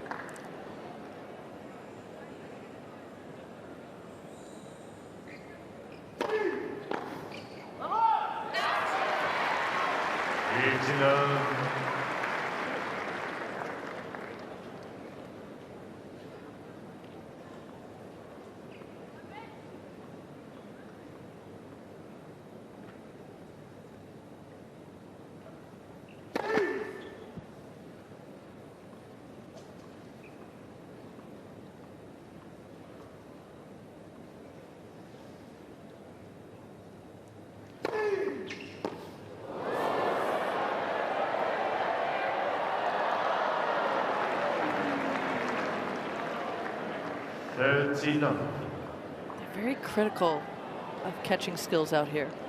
Very critical. It's the cricket background. They love a catch to be taken. Or maybe easily amused.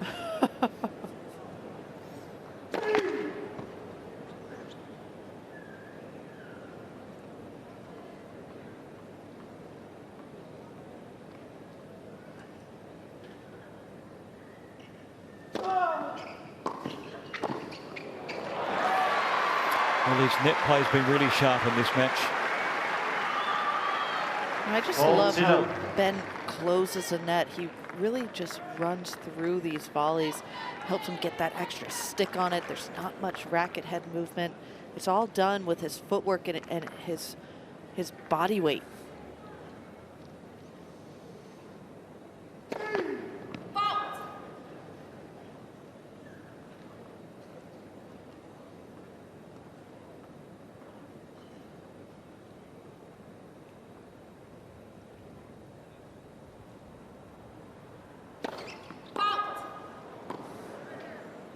Fault 15.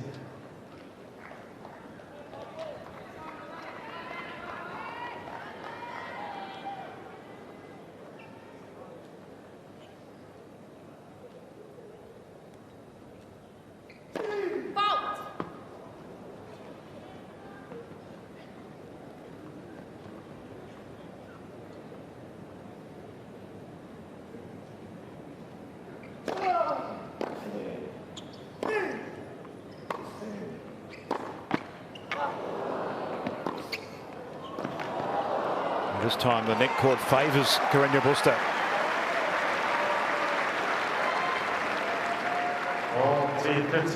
Very much a different return position for Correno Busta on the second serve. He stands right up on the baseline, doesn't let the spin, the kick of Ben's second serve jump away from him. Times it really well, puts him on the offensive straight away.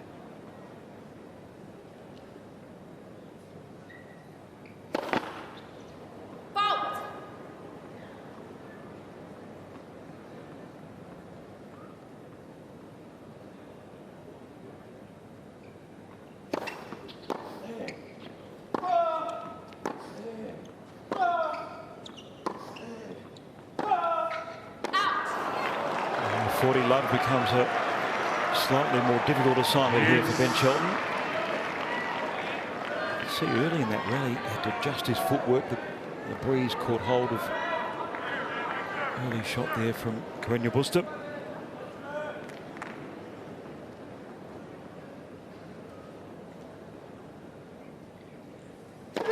Let for serve.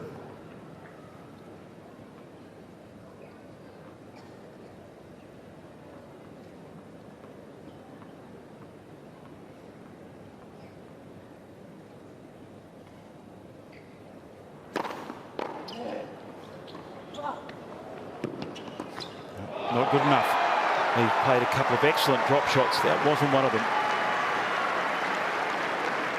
Advantage, Correno Busta. I'm not really sure we can classify this as a drop shot. It's sat up a little bit too long. That's what I would classify as more of a drop lob. Just far too easy for Correno Busta to get up there and make the easy pass. But we've seen this a lot in Ben's matches, just losing focus at a really inopportune time. Yes. Ace 13 was timed perfectly, saving a break point. Fastest serve of the match.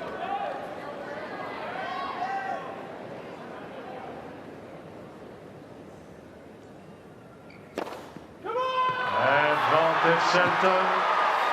Oh, he's a showman. He loves getting the crowd involved, and they've reacted accordingly at Cain Arena. Wait, please, please.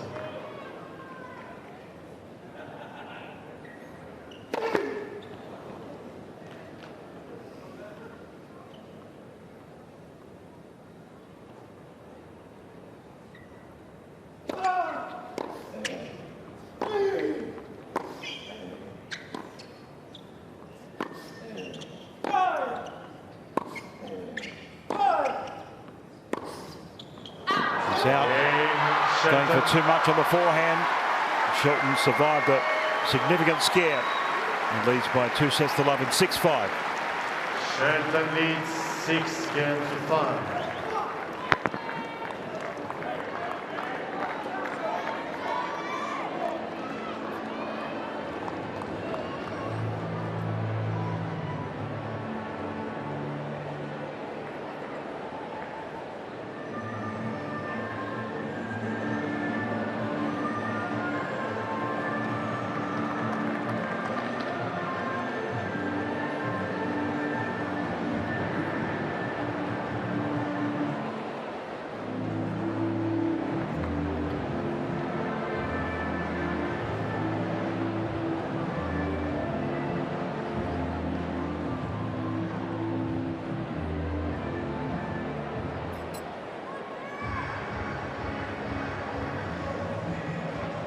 Time.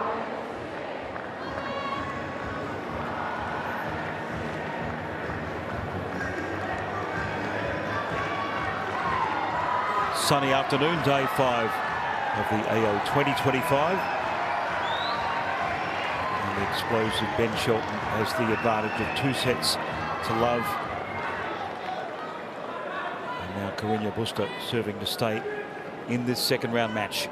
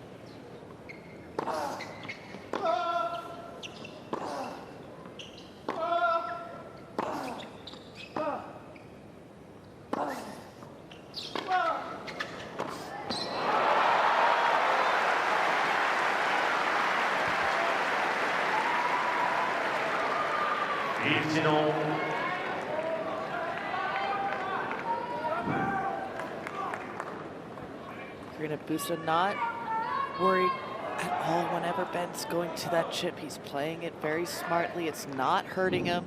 Just get the ball back in play, keep working the point, and you just see how confident he is around the net from all those doubles matches.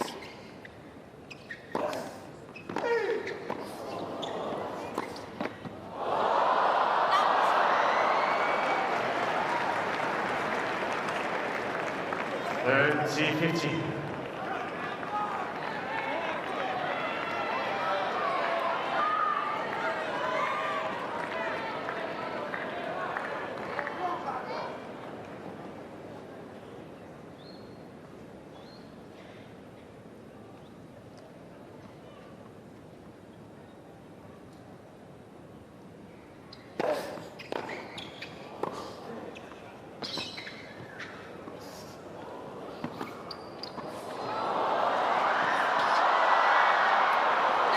Great awareness by Correno Busta, covering the net, working the angles. And frustrating Ben Shelton, his attempts to close out this match.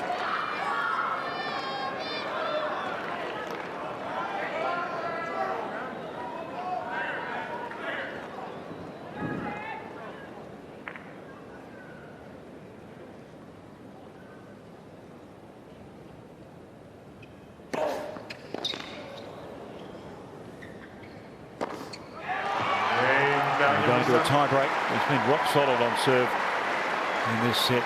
Correno Busta. 6 games on. 10.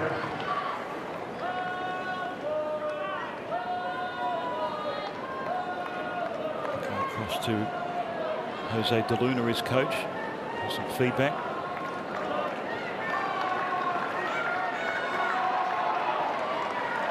He's on the right. He's contemplating what maybe ahead of his charge in this 7-point tiebreak. Thank you, please.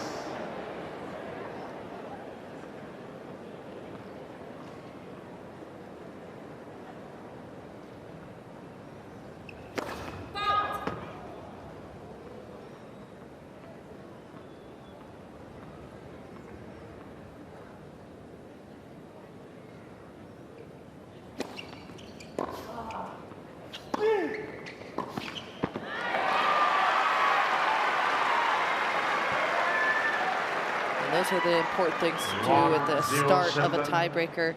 Just really focusing on getting your footwork up to the ball, especially the first ball. And Ben's been getting so many short balls off of his second serve. But the velocity of his kick, the spin rate has been through the roof.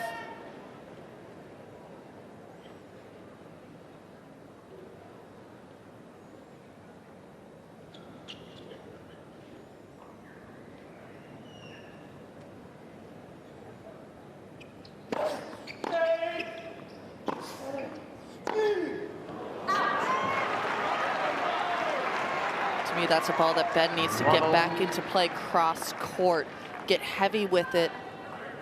Don't go for the immediate quick winner. See if you can get into one of these points on the serve of the Spaniard.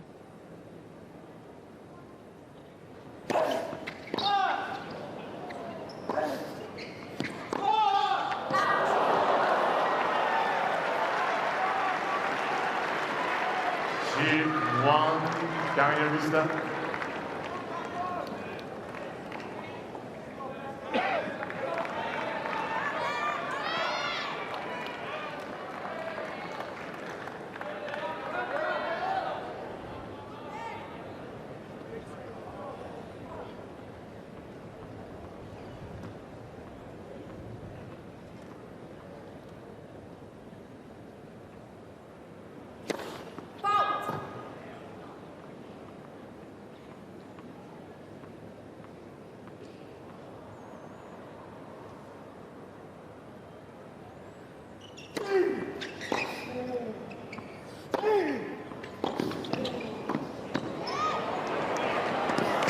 Oh, he's made it. Twice. Wow. Best point of the match. And Correno Busta came up trumps. Now this was a tough volley for Ben Shelton, but he kind of quit on the point there. He didn't recover back after that backhand volley, Correno Busta doing the extra hard yards, hustling that ball down. It was not the first pass, it was the second one that got him over the line.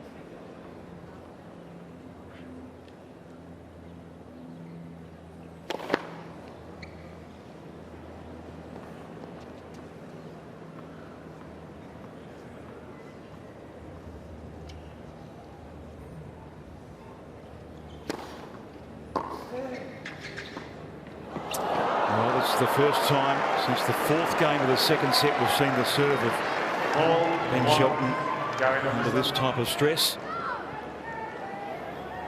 And Correno Busta may have found a way through.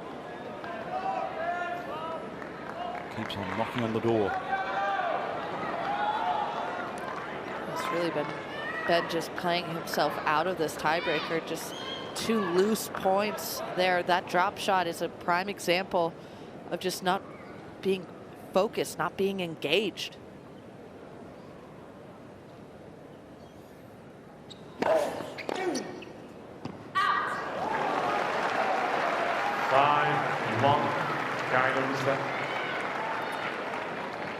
He's gone for everything on the forehand in this tiebreak. Shelton, they change ends it to 5-1.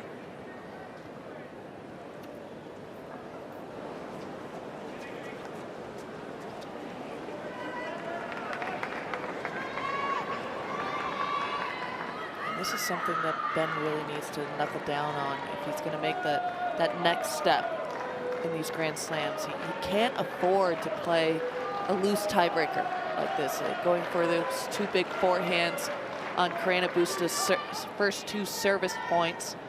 You know, just playing it a bit loose, and now he's in such a hole that it feels like there's no light at the end of the tunnel.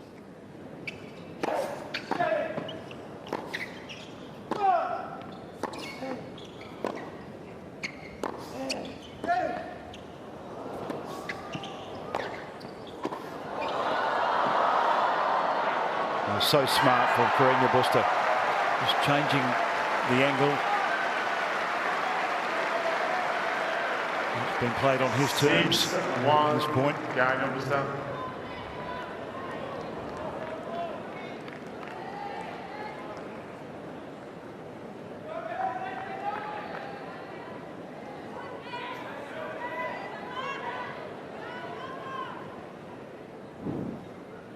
Five set points to the Spaniard.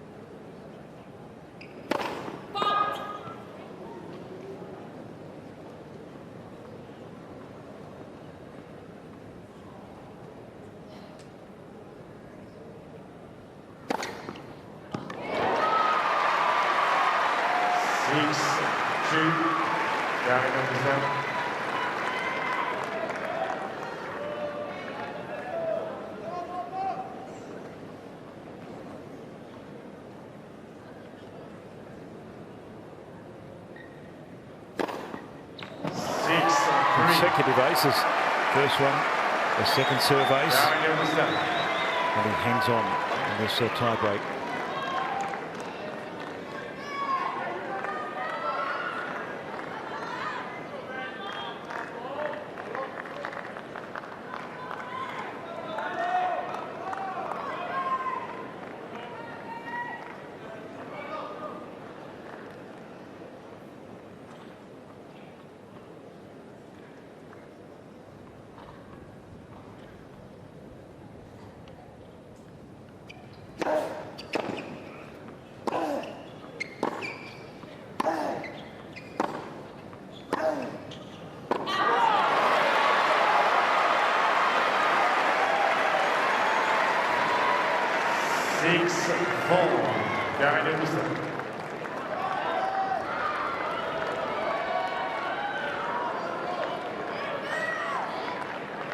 Five has become 2 and 1 remaining on his serve.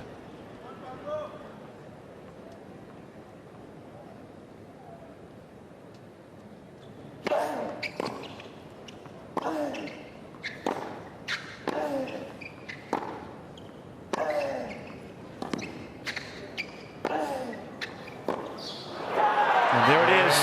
He's deserved that. The veteran has hit back. There's some steady, controlled tennis in the third set. It's 2 sets to 1 in the second round match. And the Spaniard serving to start the fourth set.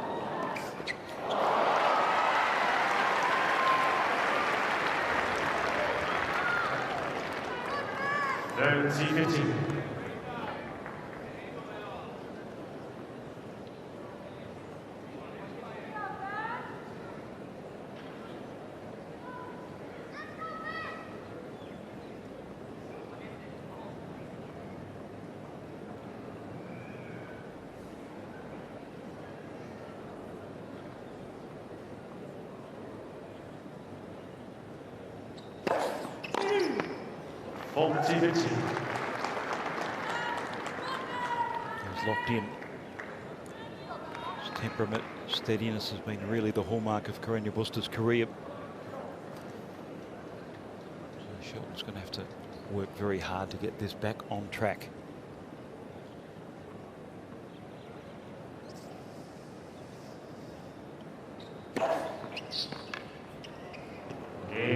Will hold. Opening game, fourth set. It's almost like Coco, he's found his radar, locked it in. Yes, it seems like he's figured out the solution to the Shelton serve. It's really was just wreaking havoc on him, but you know, it was a bit of a flub from Ben. He really misplayed towards the end of that third set, especially in that tiebreaker. Just really wasn't making enough balls, was really just trying to go for winners too quickly, wasn't putting his working hat on. There's a time and a place to play freely, but you know, Ben just really picking some inopportune times there.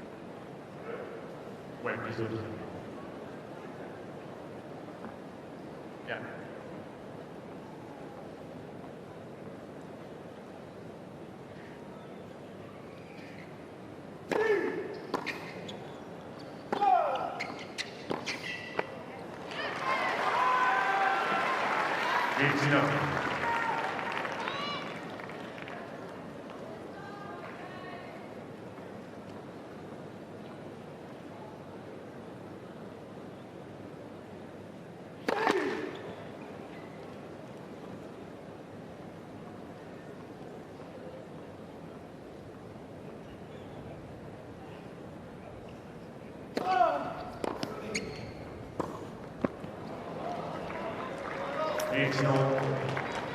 Probably second serve, but Correno Busta going straight back to the body of Shelton. So importantly, resets in this fourth set.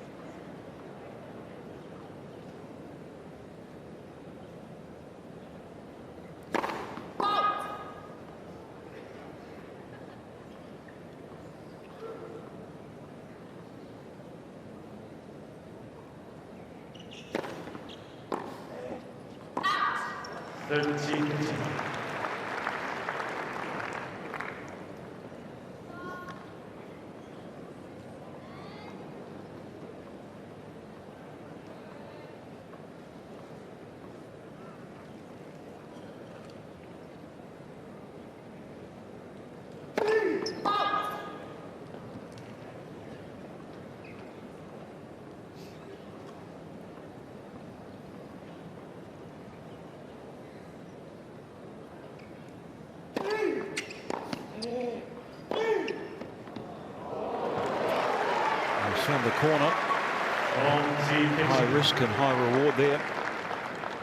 They do pay him to use every inch of that racket. So, yeah, that was not the cleanest of forehands I've seen, but still effective.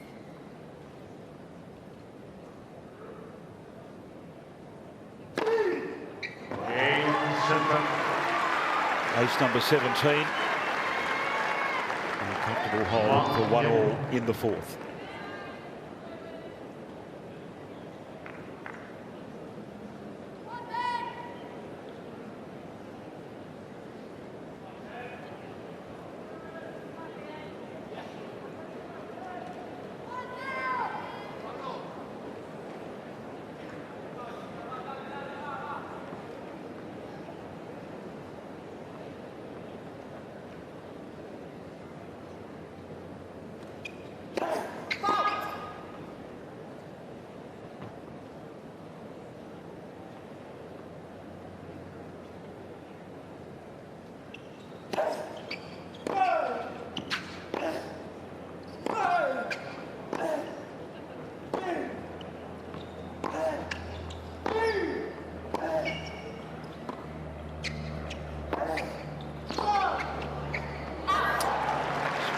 The backhand slice has got no bite on it.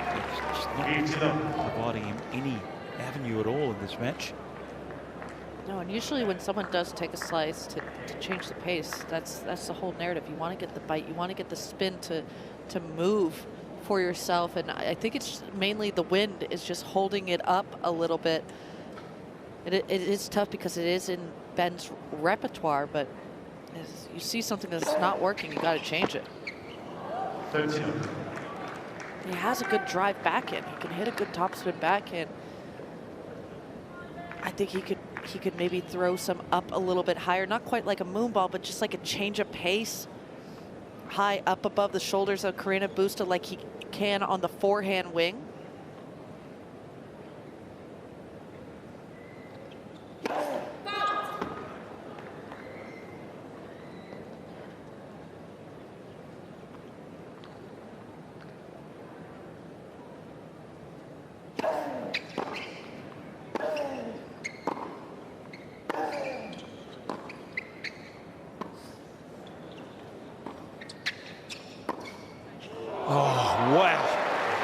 Racket control and angle from Correno Busta.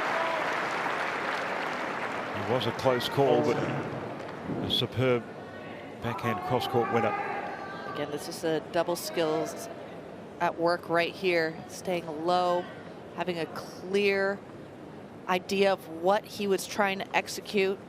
No stress on his brow.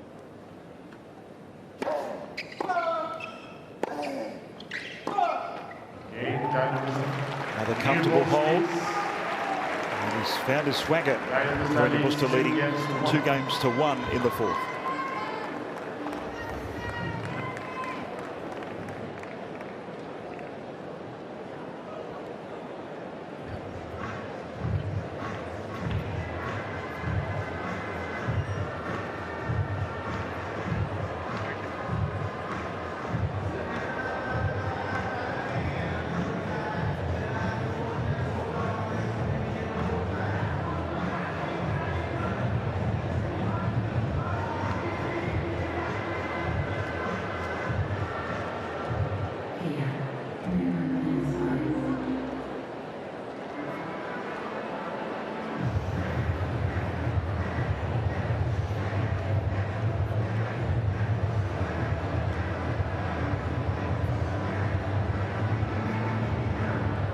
Time.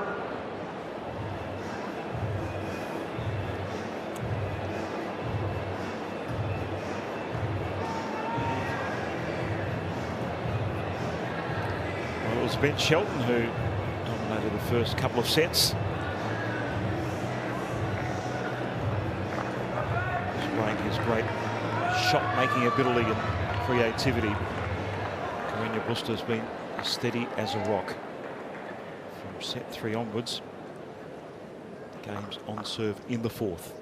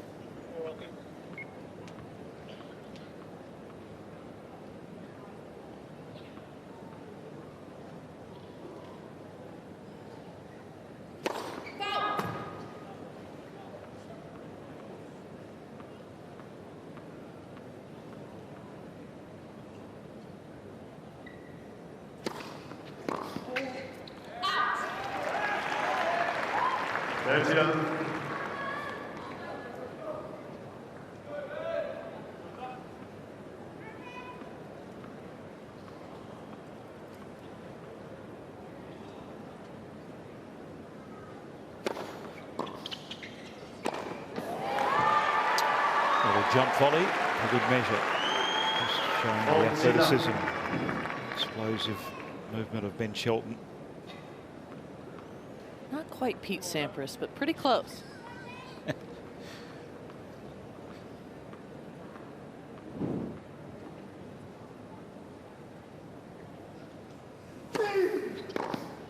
couple of good kickers out wide.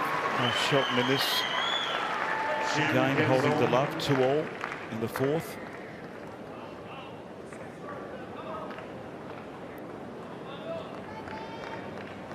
See Father Brian just pushing Ben to ask some questions on this Correno Busta serve.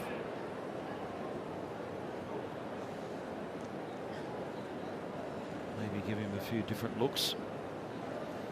And the return position, let's see how this pans out.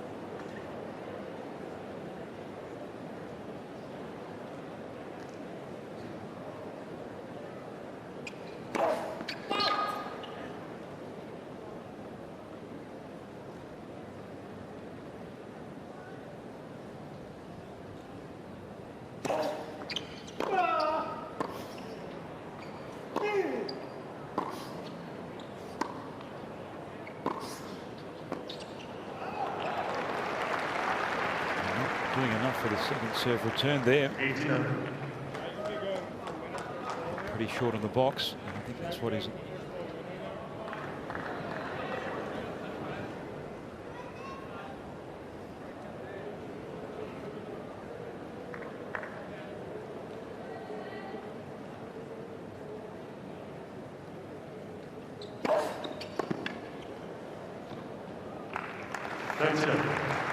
Yes, there has been a lot better serving from Correno Busta.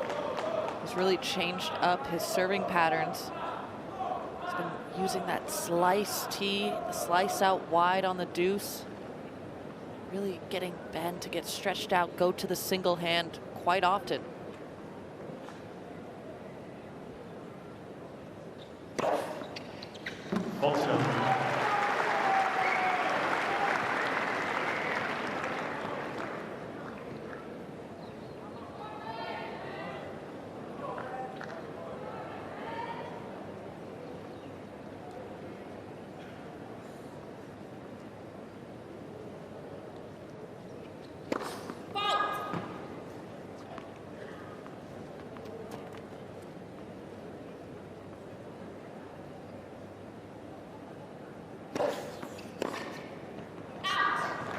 The low percentage. Shelton can't find the corner. And it's Pablo Carreno Busta leading by 3 games to 2, fourth set. Pablo.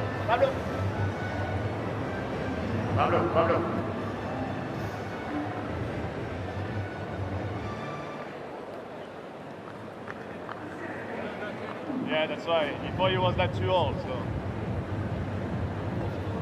Yeah.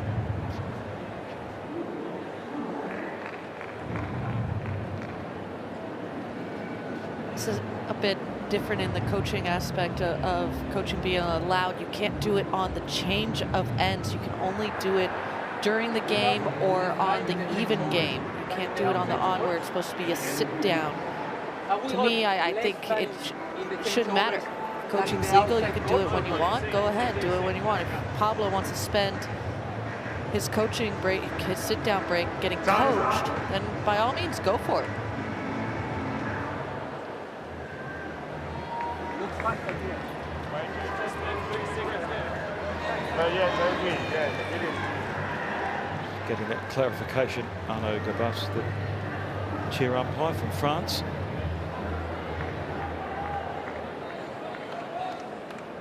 Whatever the communication between Jose De Luna and his player, it's working at the moment. Shelton serving at 2-3 in the fourth.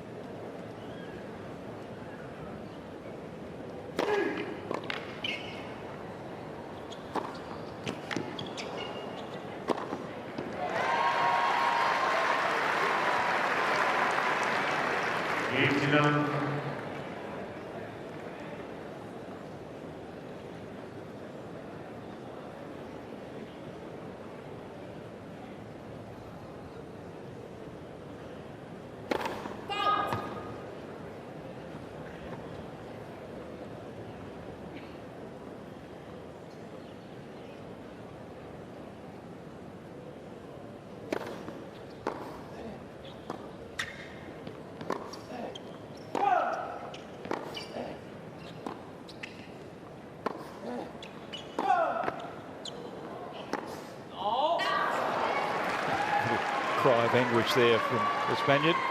Third down. That was a gift off the tape. Perfect height.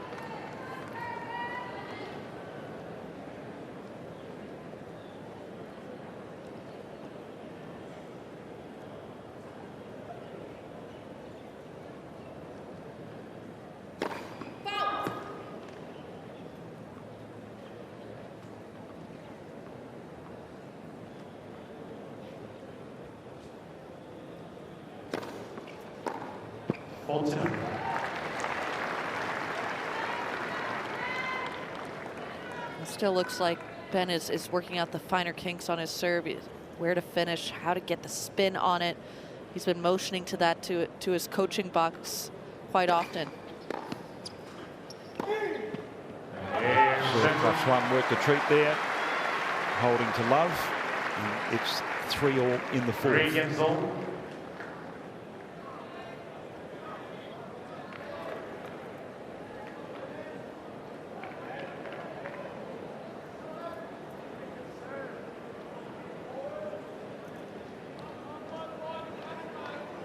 I'd love to see Ben get into the service game of Correno Busta. He's been letting Correno Busta just hold too easily, too many return unforced errors. Correno Busta is going to hold it, love. You better make him work for it.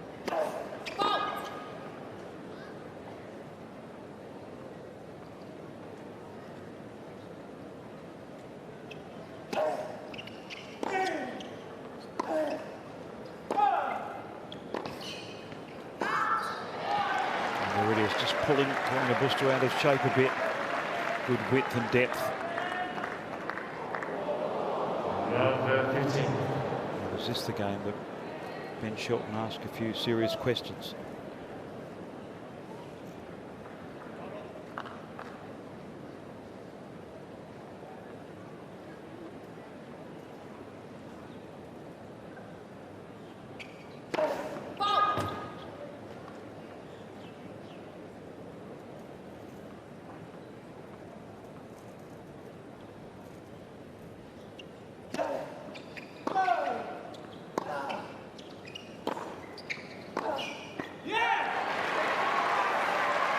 To me, that's very solid aggression there. That is somewhere that Ben needs to eat, sleep, and breathe.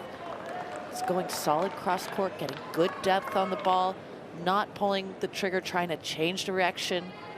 Now that's just really solid play, just letting his racket do the work.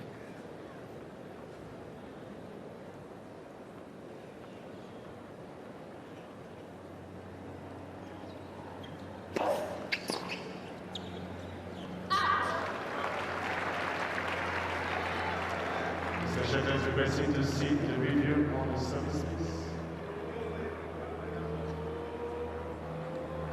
Just what seeing is believing for Ben Shelton.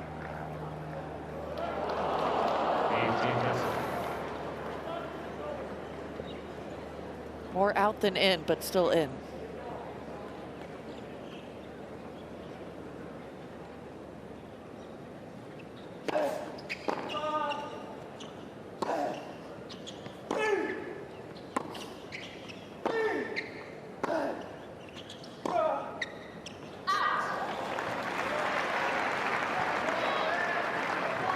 Égalisation. Selection, shot selection can come into question at times. He had Correno Busta on the hop. 30 all.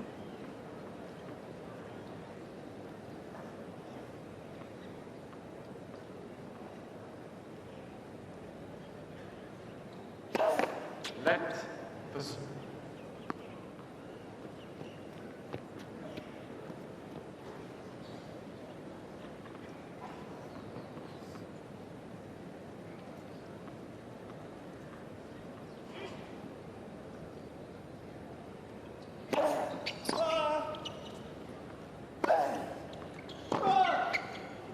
Working so hard.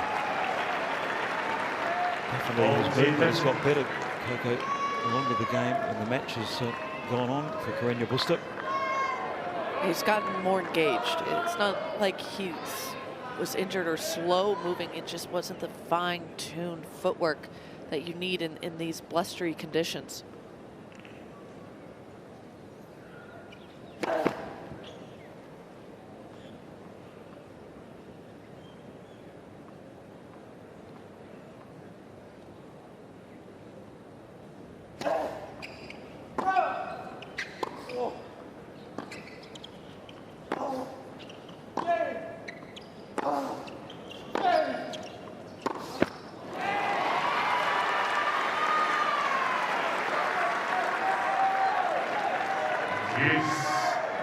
Correno Busta getting jammed on that forehand, just not getting out of the way enough to get the space to be able to extend his arm through the shot.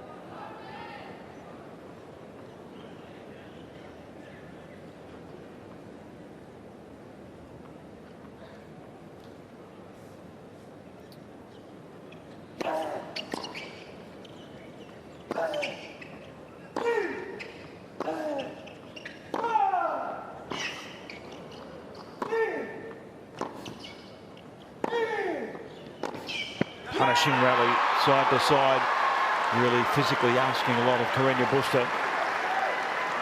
Shelton moves in for a breakpoint opportunity.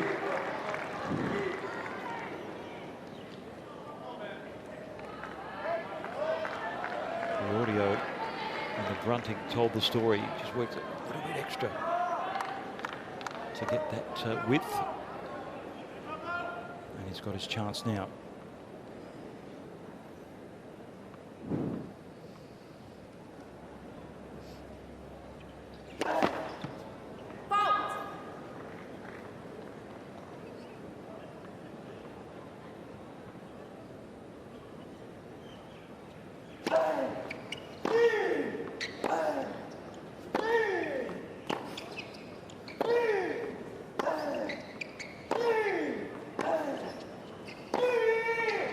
There you go. That's a big point in a big moment of the match. Shelton with a break and a 4-3 lead in the fourth set.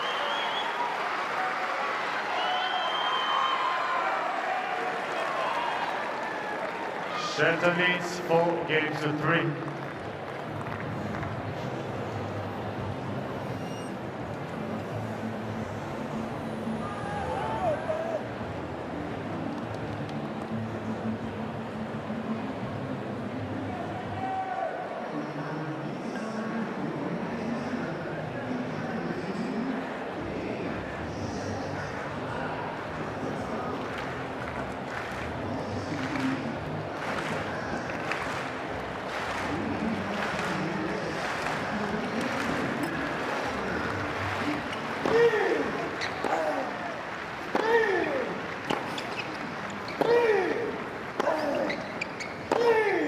Time.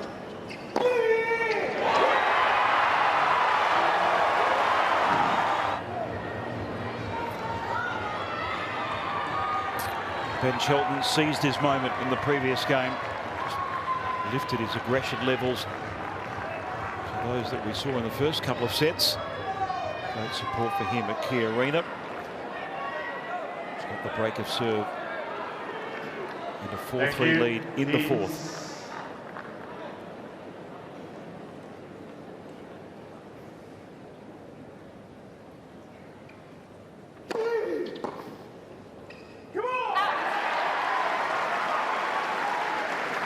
love.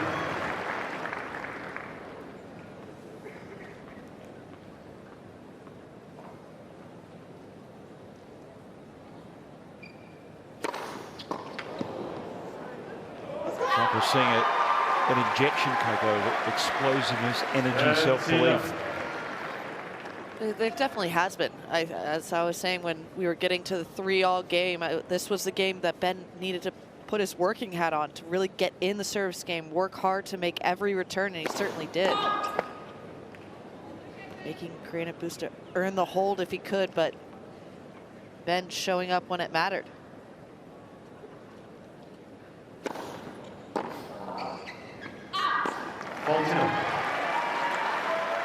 This is a perfect follow-up game. Getting to love, 2 first serves, 1 big kicking second serve. Now, this is a big puff your chest out kind of game for Shelton.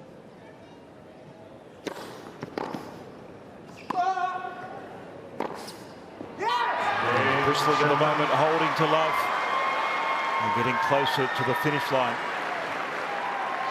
Going just over a minute long. Showing those extra gears that he's displayed in a young but successful career so far.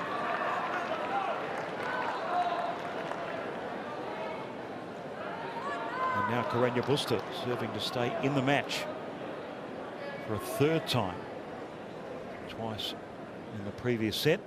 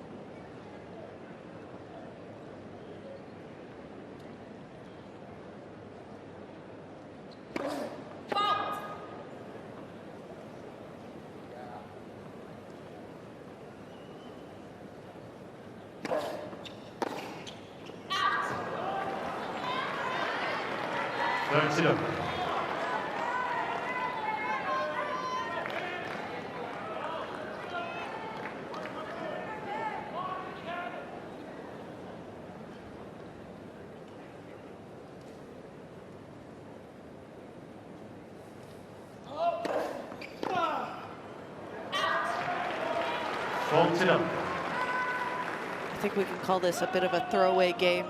Shelton already determined that I'm going to serve out this match.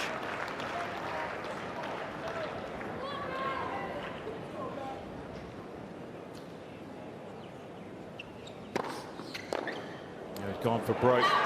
Free swing. In doing so, Correno Busta has held to love, and it's Shelton who will serve for a place in the 3rd round. He leads by 5 games to 4.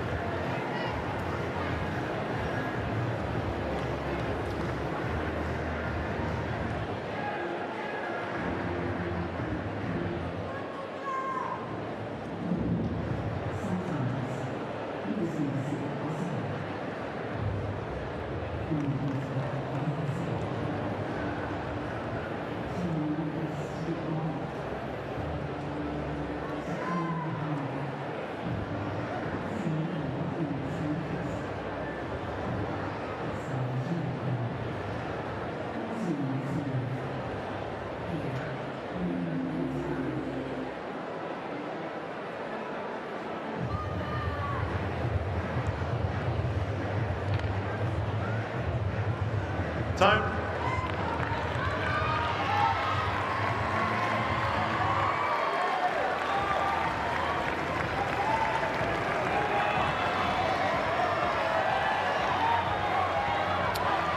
Ben Shelton with his eyes on the prize in his 3rd appearance at the Australian Open.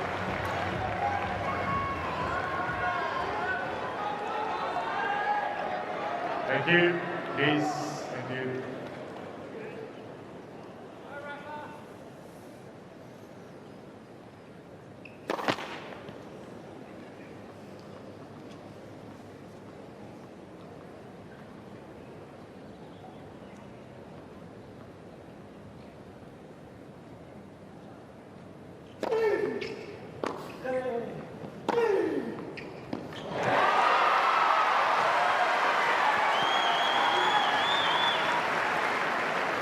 19.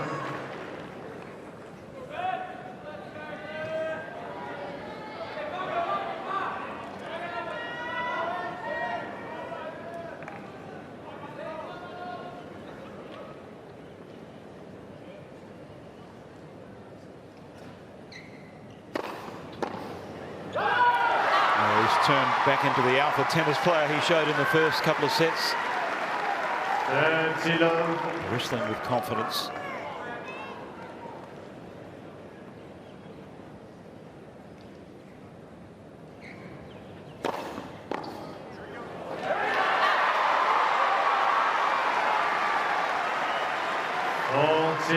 Now 3 match points for Ben Shelton.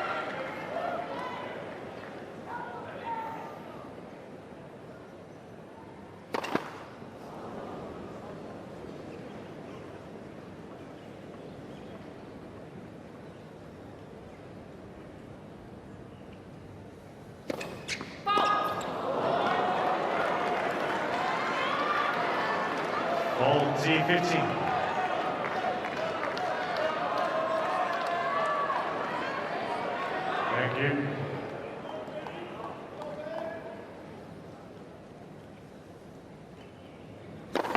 Let listen.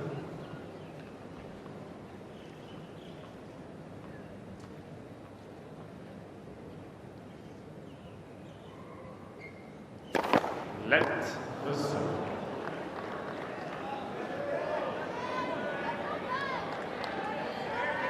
Peace.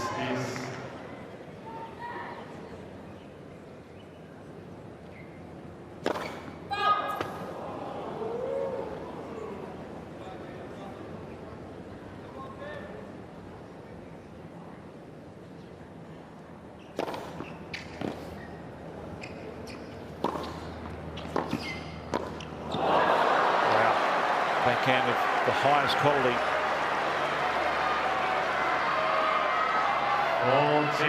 40-30. Yet another question of Shelton. He's got a 3rd match point.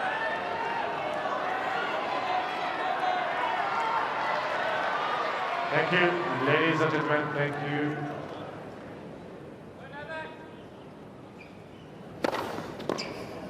And there it is. A big win from a big player. He's found another gear in this 4th set. And the quarterfinalist on debut from a couple of years ago is through to the 3rd round in pretty convincing fashion. Just a slight hiccup there in the 3rd set. Played a little bit lackadaisical in that tiebreaker. That was probably the only fault he had throughout this whole match. But boy, does he love to be a showman. He loves playing in front of crowds just like this.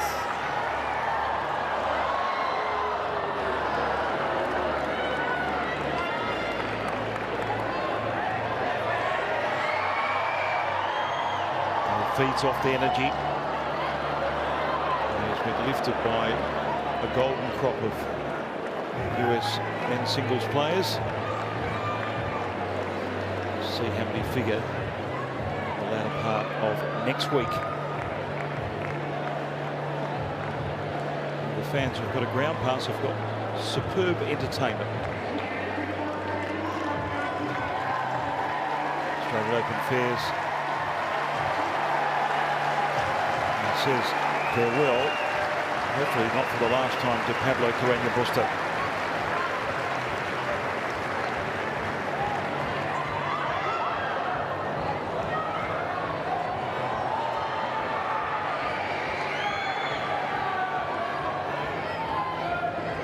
He was beaten in 2023.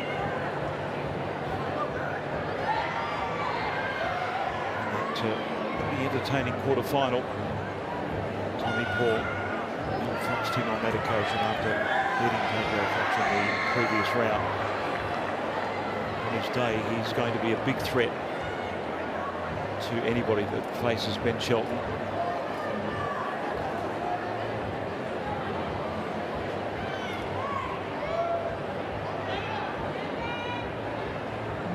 Also showed in that US Open semi-final performance that the hard courts are certainly to his liking. Sure, there's plenty to work on.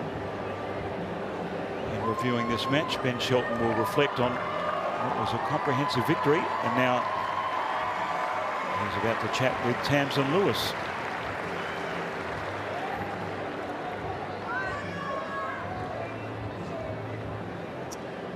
Well, congratulations, Ben. You're through to another third round here at the Australian Open. Well done. Yeah, it feels really good. My last match I played here on Kia Arena, I lost a 5-set battle, heartbreaker, and I was just glad to come back and get a little redemption. Thanks everybody for coming out today. It was a great atmosphere, and love playing in front of you guys as always. Well, your matchup today, you had Pablo. You'd never played him before, but obviously you would have respected his credentials. He certainly made you work for it there in that third and fourth set. Yeah, he can be a nightmare. There's so many things that he does so well on the court, and he's coming back and starting to find his form again. And yeah, he's one of those scary floaters in the draw. I think that he's going to be back to some of his top form very, very soon. But yeah, you guys saw some of the things that he could do today. He put a lot of stress on me, and I'm just happy that we're able to put on somewhat of a show for you guys. And thanks everybody for bringing so much noise. Well, he certainly played some good tennis, but you played some great tennis out there. You've got to be happy with the way you're serving. I think your dad, Brian, even stood up and cheered one of those aces that you got in that third set. Yeah, served well today. A lot better than my first round, so we just keep building. You know, that's all we can do, try to get better every single day. And yeah, this is a good match to build on. I did a lot of things really well today. Some things that I always want to do better, but really happy with the performance today. And yeah, thanks, Pops. Well, you've spoken about how much you're loving being here at the Australian Open. You're loving the courts. Have you had a chance to enjoy the Melbourne city as well? To be honest, no. I think I'm probably one of the worst guys on tour with seeing things when I'm traveling. I've been to Rome 2 or 3 times. I haven't seen the Colosseum. I haven't been to the Vatican. So I'm more of a stay in the hotel during the tournament type of guy. I should do a lot better at that, so any suggestions, hit me in the DMs. Okay, well, that'll give you something to do for tomorrow on your day off, but you're going to be up against the 16th seed, Lorenzo Musetti, in your next match. Talk to us about that matchup. Yeah, really excited. I actually didn't know that, but whenever you get to line up against the best in the world, it's really fun. I love those type of matches, especially playing here in Australia. I know that he hits a lot of highlight shots. The crowd's going to be really into it, and you know, one of the matches that I'm really looking forward to start my year here. So I hope you guys bring the same energy you brought today, and thanks for all the support. Congratulations. Well done, Ben.